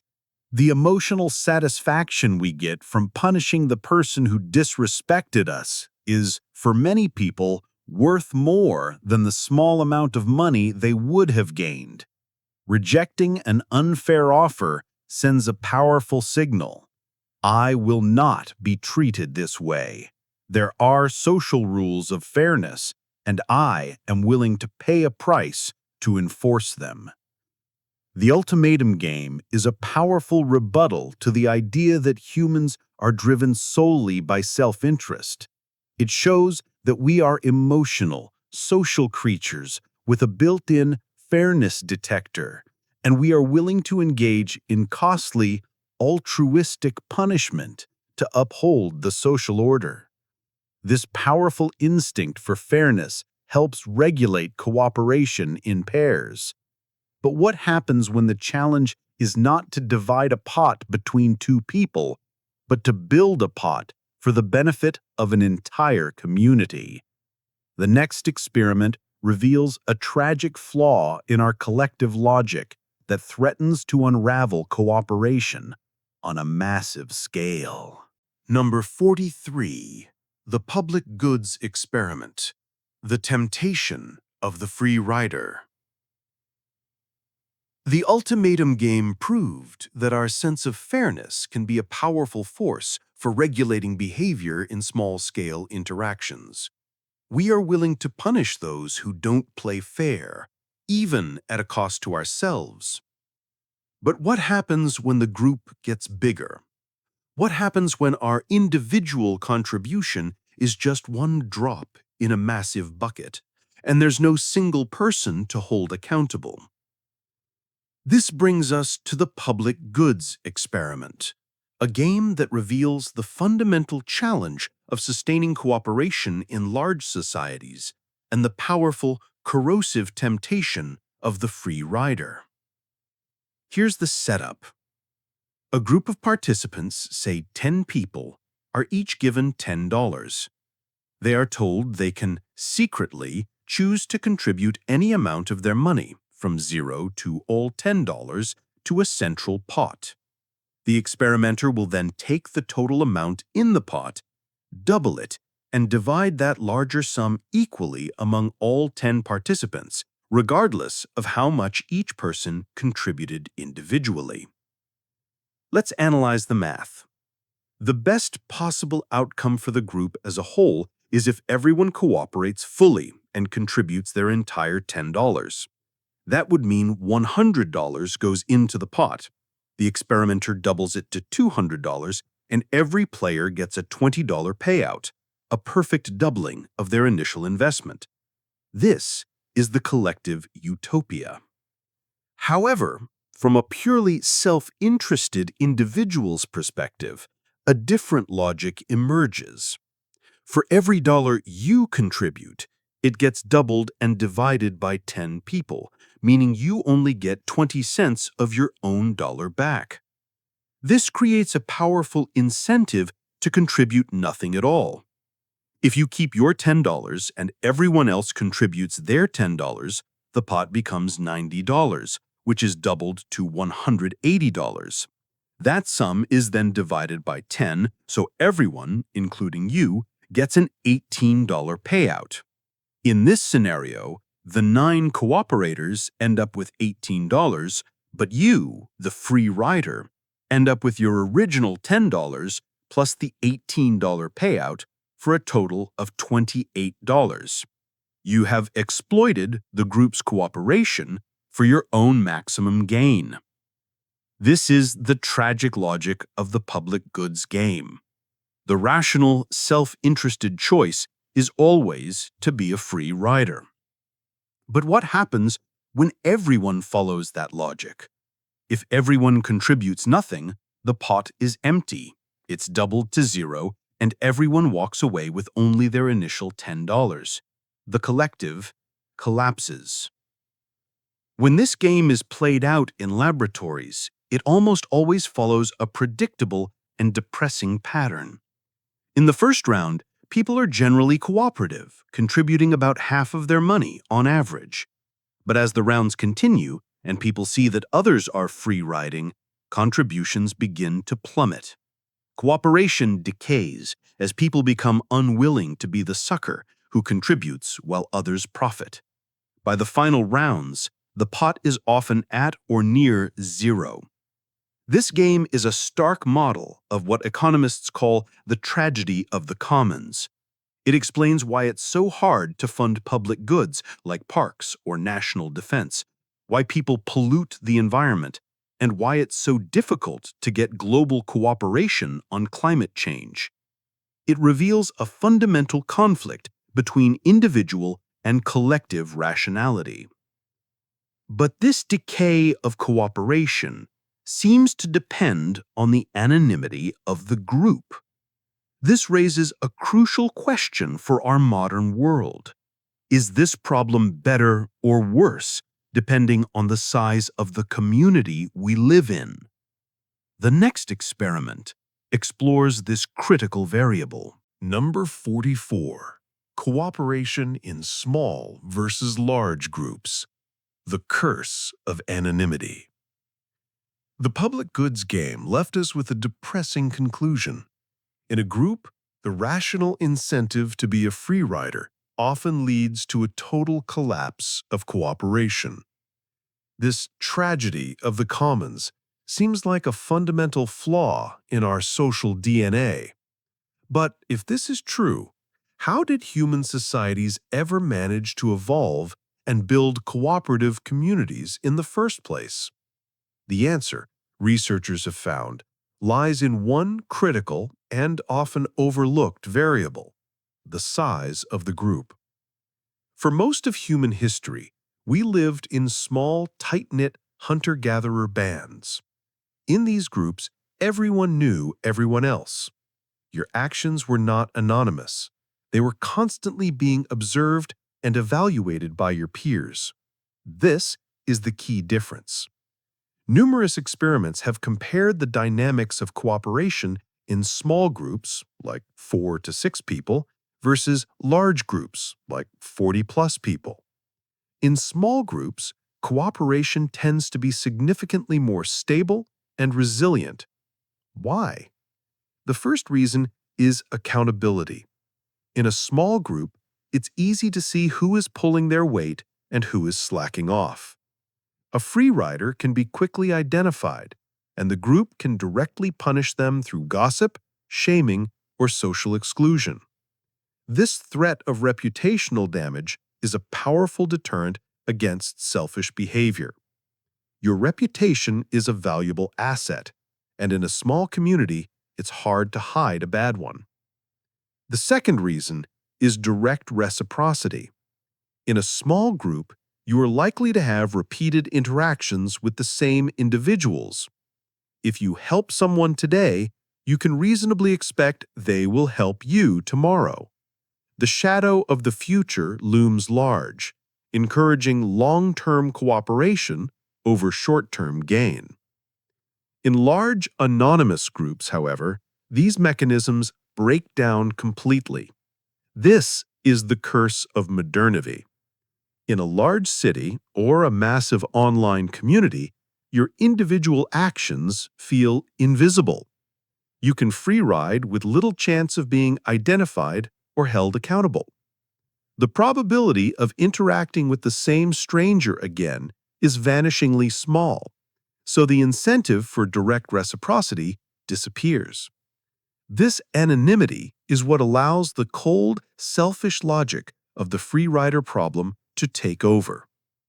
The challenge of modern civilization is, in essence, a problem of scale.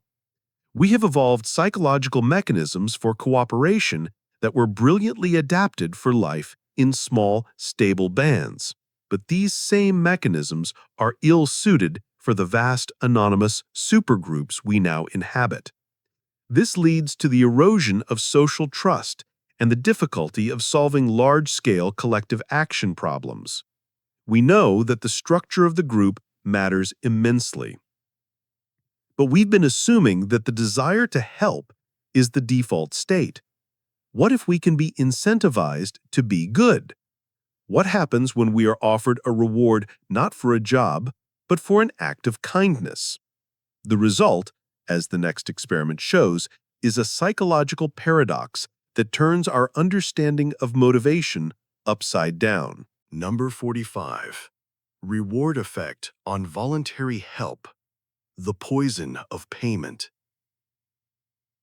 We've seen how the structure of a group can either foster or crush our natural tendency to cooperate. The challenge often seems to be overcoming our selfish instincts. This leads to a logical conclusion. If we want to encourage good, helpful, pro-social behavior, we should reward it. If we pay people for being kind, surely we will get more kindness. It makes perfect sense. And it is completely, utterly wrong. In fact, offering a reward for an act of voluntary help can be one of the most effective ways to kill it dead. This paradoxical phenomenon is known as the overjustification effect. and it reveals a critical distinction between two types of motivation. Intrinsic motivation is the desire to do something because it is inherently interesting, enjoyable, or morally right. You solve a crossword puzzle for the fun of it. You help a neighbor because it feels good to be a good person. Extrinsic motivation is the desire to do something because of an external reward or punishment, like money, grades, or praise. You work at a job you dislike for the paycheck. A series of classic experiments by psychologists Mark Lepper and David Green vividly demonstrated how extrinsic rewards can poison intrinsic motivation. In one study, they observed a group of preschool children who showed a natural, intrinsic interest in drawing with magic markers. The researchers then divided the children into 3 groups. The first group was told they would receive a special Good Player Award certificate if they drew with the markers. The second group was not offered a reward beforehand but received a surprise one after they finished drawing. The third group, the control, was not offered and did not receive any reward. A few weeks later, the researchers returned to the preschool and simply left the magic markers out during free playtime, observing how much the children chose to draw on their own. The results were a bombshell. The children who had never received a reward and those who had received a surprise reward showed the same high level of intrinsic interest in drawing as they had at the beginning. But the children who had been promised a reward for drawing showed significantly less interest in the markers. The reward had destroyed their natural love for the activity. Why? The over-justification effect suggests that when we are given an external reward for something we already enjoy, our brain re-evaluates why we are doing it. We subconsciously think, I must not be doing this just for fun, I'm doing it for the reward. The motivation shifts from internal and voluntary to external and transactional. The same happens with pro-social behavior. If you offer to pay a teenager to volunteer at a soup kitchen, you have transformed a selfless act of altruism into a low-paying job. You have cheapened the moral currency of the act. The reward has crowded out their intrinsic motivation to help. This creates a profound dilemma. We want to encourage goodness, but the very act of rewarding it can corrupt it, turning citizens into mercenaries.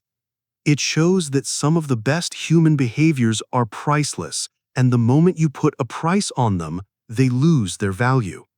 But what about when there is no reward, no request, no pressure at all, just a simple anonymous opportunity to do the right thing? The next experiment is a clever and subtle measure of a community's baseline level of pure altruism. Number 46. Lost Letter Experiment. A city's moral temperature. The over-justification effect demonstrates the danger of rewarding good behavior, suggesting that true altruism is something that must be freely given.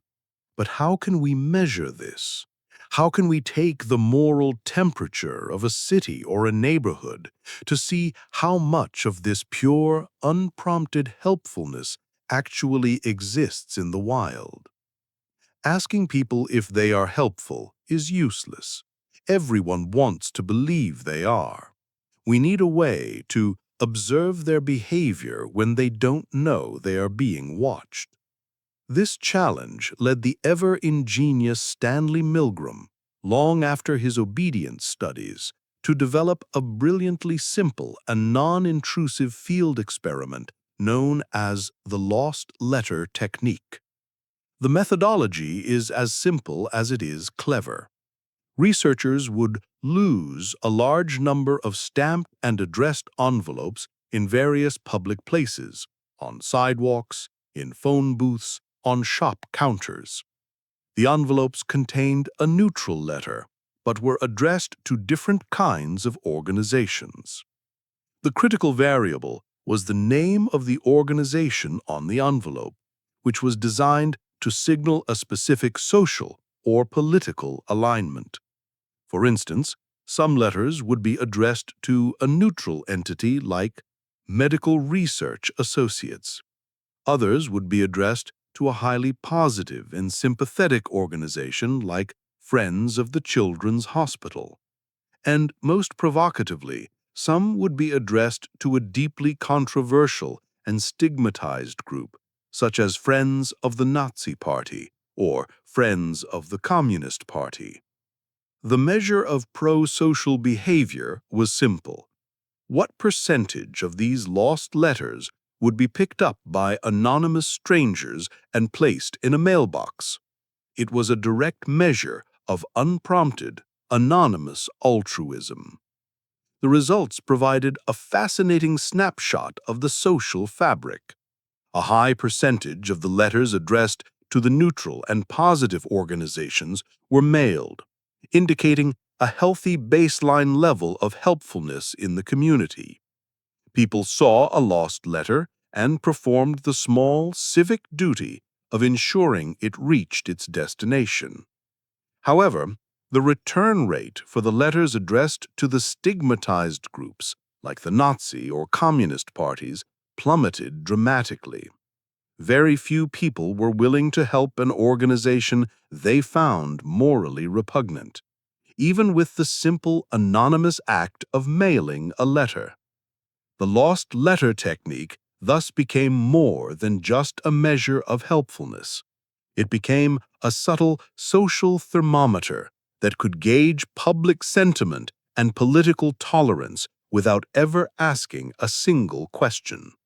It revealed the invisible boundaries of a community's goodwill. It showed that while we are generally inclined to help, our altruism is not blind. It is filtered through our own values and prejudices. This experiment measured anonymous generosity. But how much of our good behavior is truly anonymous? Is our generosity a fixed trait that we carry within us, or can it be instantly amplified by the simple, powerful feeling that we are being watched? The next experiment on our list explores this very question. Number 47. Observation Effect on Generosity.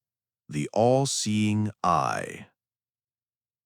The lost letter experiment provided a clever way to measure a community's baseline level of anonymous altruism. It suggested that, in the absence of any social pressure, people are reasonably helpful. But how much of our day-to-day generosity is truly anonymous? Is altruism a pure, internal virtue? Or is it, at least in part, a social performance designed to manage our reputation? The answer lies in the powerful and pervasive observation effect, the tendency for our behavior to become more pro-social the moment we feel we are being watched. This phenomenon has been demonstrated in dozens of clever studies. In one of the most well-known, researchers set up an honesty box in a university break room, where people were supposed to pay for coffee or tea. A price list was posted on the wall. For 10 weeks, the researchers alternated the image that was posted at the top of the price list each week. On some weeks, they posted a picture of flowers. On other weeks, they posted a picture of a pair of human eyes staring directly at the viewer. The amount of money collected each week was secretly recorded. The results were dramatic. During the weeks when the poster of eyes was up, the amount of money collected was nearly 3 times higher than during the weeks with the flower poster. The mere, subtle, and completely artificial suggestion of being watched was enough to dramatically increase people's honesty and generosity. This effect is not about a conscious fear of being caught. No one logically believed the printed eyes could actually see them. Instead, the image acted as a powerful peripheral cue, an unconscious trigger for our deep-seated reputation management system. For our ancestors living in small, interdependent groups, one's reputation for being generous and trustworthy was a matter of survival. We evolved to be acutely sensitive to social observation, and our brains developed a simple, automatic rule. When being watched, be on your best behavior. The eyes on the poster activated this ancient automatic programming. This effect has been replicated in countless settings. People are more likely to clear their trays in a cafeteria if there are posters of eyes on the wall. They are less likely to litter. They donate more to charity collection buckets when the buckets have eyes on them. It seems that a significant portion of what we call goodness is, in fact, a form of social performance. We are constantly, often unconsciously, adjusting our behavior to maintain a positive reputation in the eyes of a real or imagined audience. This doesn't mean true, selfless altruism doesn't exist. It just means that our generous acts are often driven by a complex mix of motives, with pure empathy on one side and reputational concern on the other. It shows that the context of observation is a powerful lever for encouraging good behavior. If simply being watched can make us better, what happens when we watch someone else being good? Can virtue, like a virus, be contagious? The next experiment explores this very possibility. Number 48. Behavioral contagion of prosocial acts. The ripple of goodness. We've just learned that the feeling of being watched can be a powerful catalyst for our own generosity. It triggers our desire to maintain a good reputation. But what if the influence is more direct? What if instead of just feeling observed, we actually witness another person perform an act of kindness? Can seeing good behavior inspire us to become better people ourselves? This is the phenomenon of prosocial modeling, or behavioral contagion, and it suggests that kindness can indeed be contagious, spreading from person to person in a positive ripple effect. The evidence for this is powerful. In one classic field experiment, researchers staged a scenario where a woman with a flat tire was stranded on the side of the road.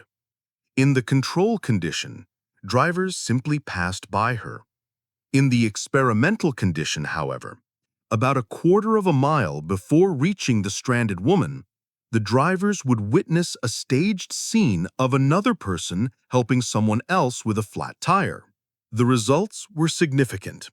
Drivers who had been exposed to the prosocial model, who had seen someone else helping, were nearly twice as likely to stop and help the second stranded woman compared to those in the control group.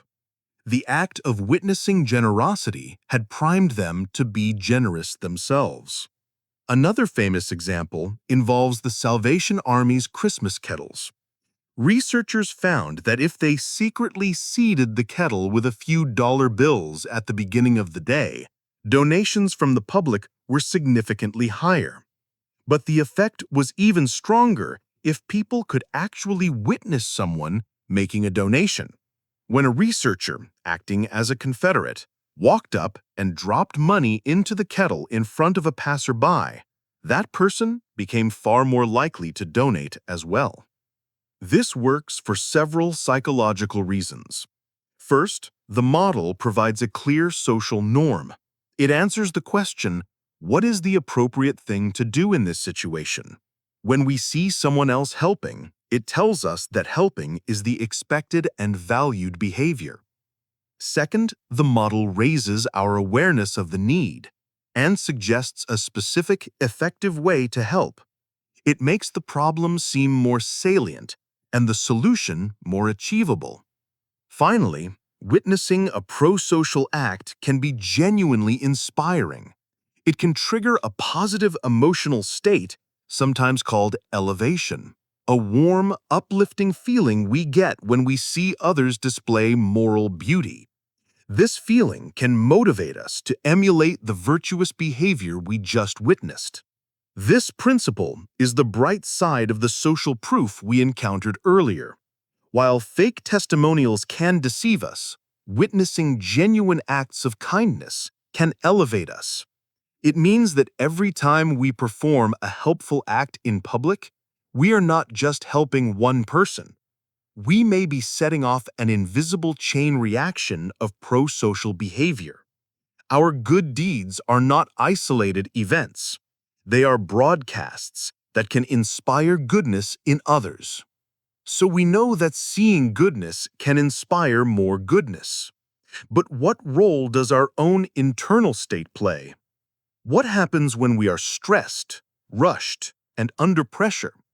Do we rise to the occasion, or does our better nature get shoved aside? The next experiment provides a sobering answer. Number 49. Cooperation under time pressure. The first impulse. Our journey has revealed the powerful external cues that can nudge us toward cooperation, witnessing others being good, feeling like we are being watched. But what about our internal state? Are we naturally selfish, needing time and deliberation to override our greed and choose to be good? Or is our first gut impulse to cooperate, with selfishness only emerging after we've had time to think and calculate?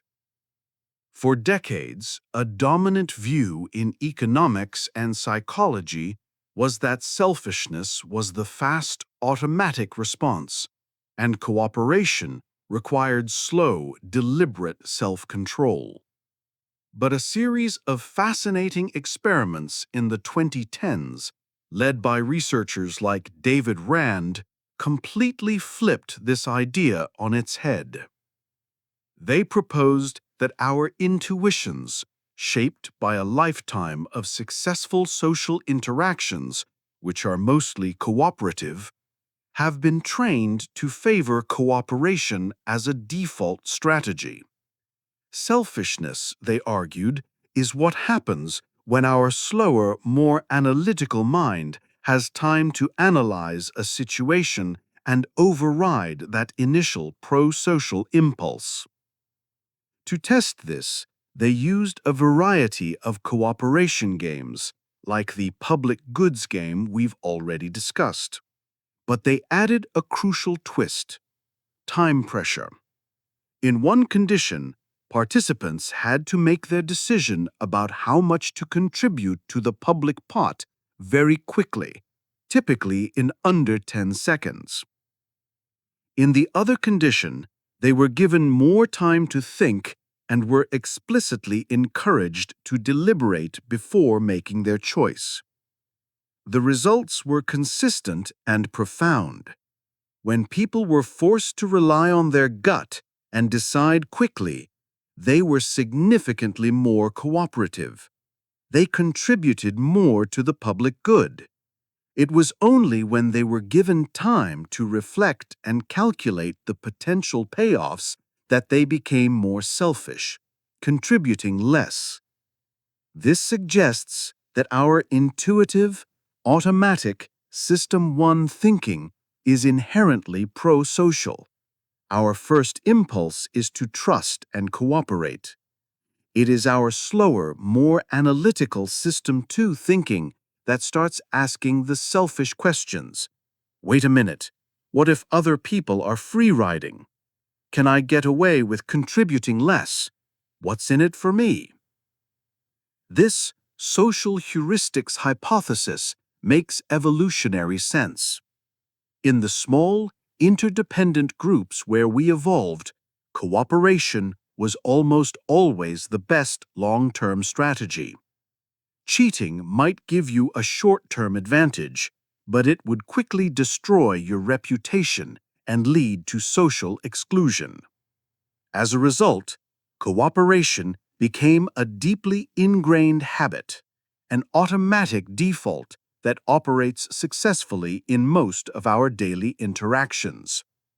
It's a habit that works so well, we don't even have to think about it. This is a remarkably optimistic view of human nature. It suggests that our better angels are not something we have to struggle to find through rational thought, but that they represent our very first instinct. If that is true, if goodness is our default, is it possible to intentionally trigger that state in others? Can we use our understanding of psychology to directly target the very root of all altruism, the powerful human emotion of empathy? This is the final question on our journey. Number 50. Induced Empathy Experiment. The Altruism Switch. We have arrived at the final step of our long and winding journey into the human mind. We've seen the dark power of obedience and the subtle poison of prejudice. We've explored the manipulative arts of persuasion and the complex calculus of cooperation. We are left with one final, fundamental question. What is the true source of human goodness? Is there such a thing as pure, selfless altruism, a desire to help another person with no benefit to oneself? Or is all helping ultimately self-serving, driven by a desire to relieve our own distress, enhance our reputation, or reap a future reward? Psychologist Daniel Batson dedicated his career to answering this question, proposing what he called the empathy-altruism hypothesis. He argued that true, selfless altruism does exist, and it is triggered by one specific emotional state: empathy. Empathy is the ability to feel with another person, to take their perspective and experience their emotions. Batson believed that when we feel empathy for someone in need, it ignites a genuine altruistic motivation to help them, regardless of what we get out of it. To prove this, he designed a series of ingenious experiments. In a classic study, a participant is told they will be observing another student, Elaine, who is receiving uncomfortable but not harmful electric shocks as part of a learning task. The experimenter then pauses and asks the real participant a critical question. Would they be willing to trade places and take the remaining shocks for Elaine? The brilliance of the experiment lies in how Batson manipulated two key variables. First, he manipulated empathy. Before the experiment, some participants were given instructions designed to induce low empathy. They were told to observe Elaine's reactions objectively and dispassionately. The other participants were given high empathy instructions. They were told to try to imagine how Elaine is feeling, to put themselves in her shoes. Second, he manipulated the ease of escape. In the easy escape condition, the participant was told they only needed to watch 2 of the 10 shocks and were then free to leave. In the difficult escape condition, they were told they had to watch all 10 shocks.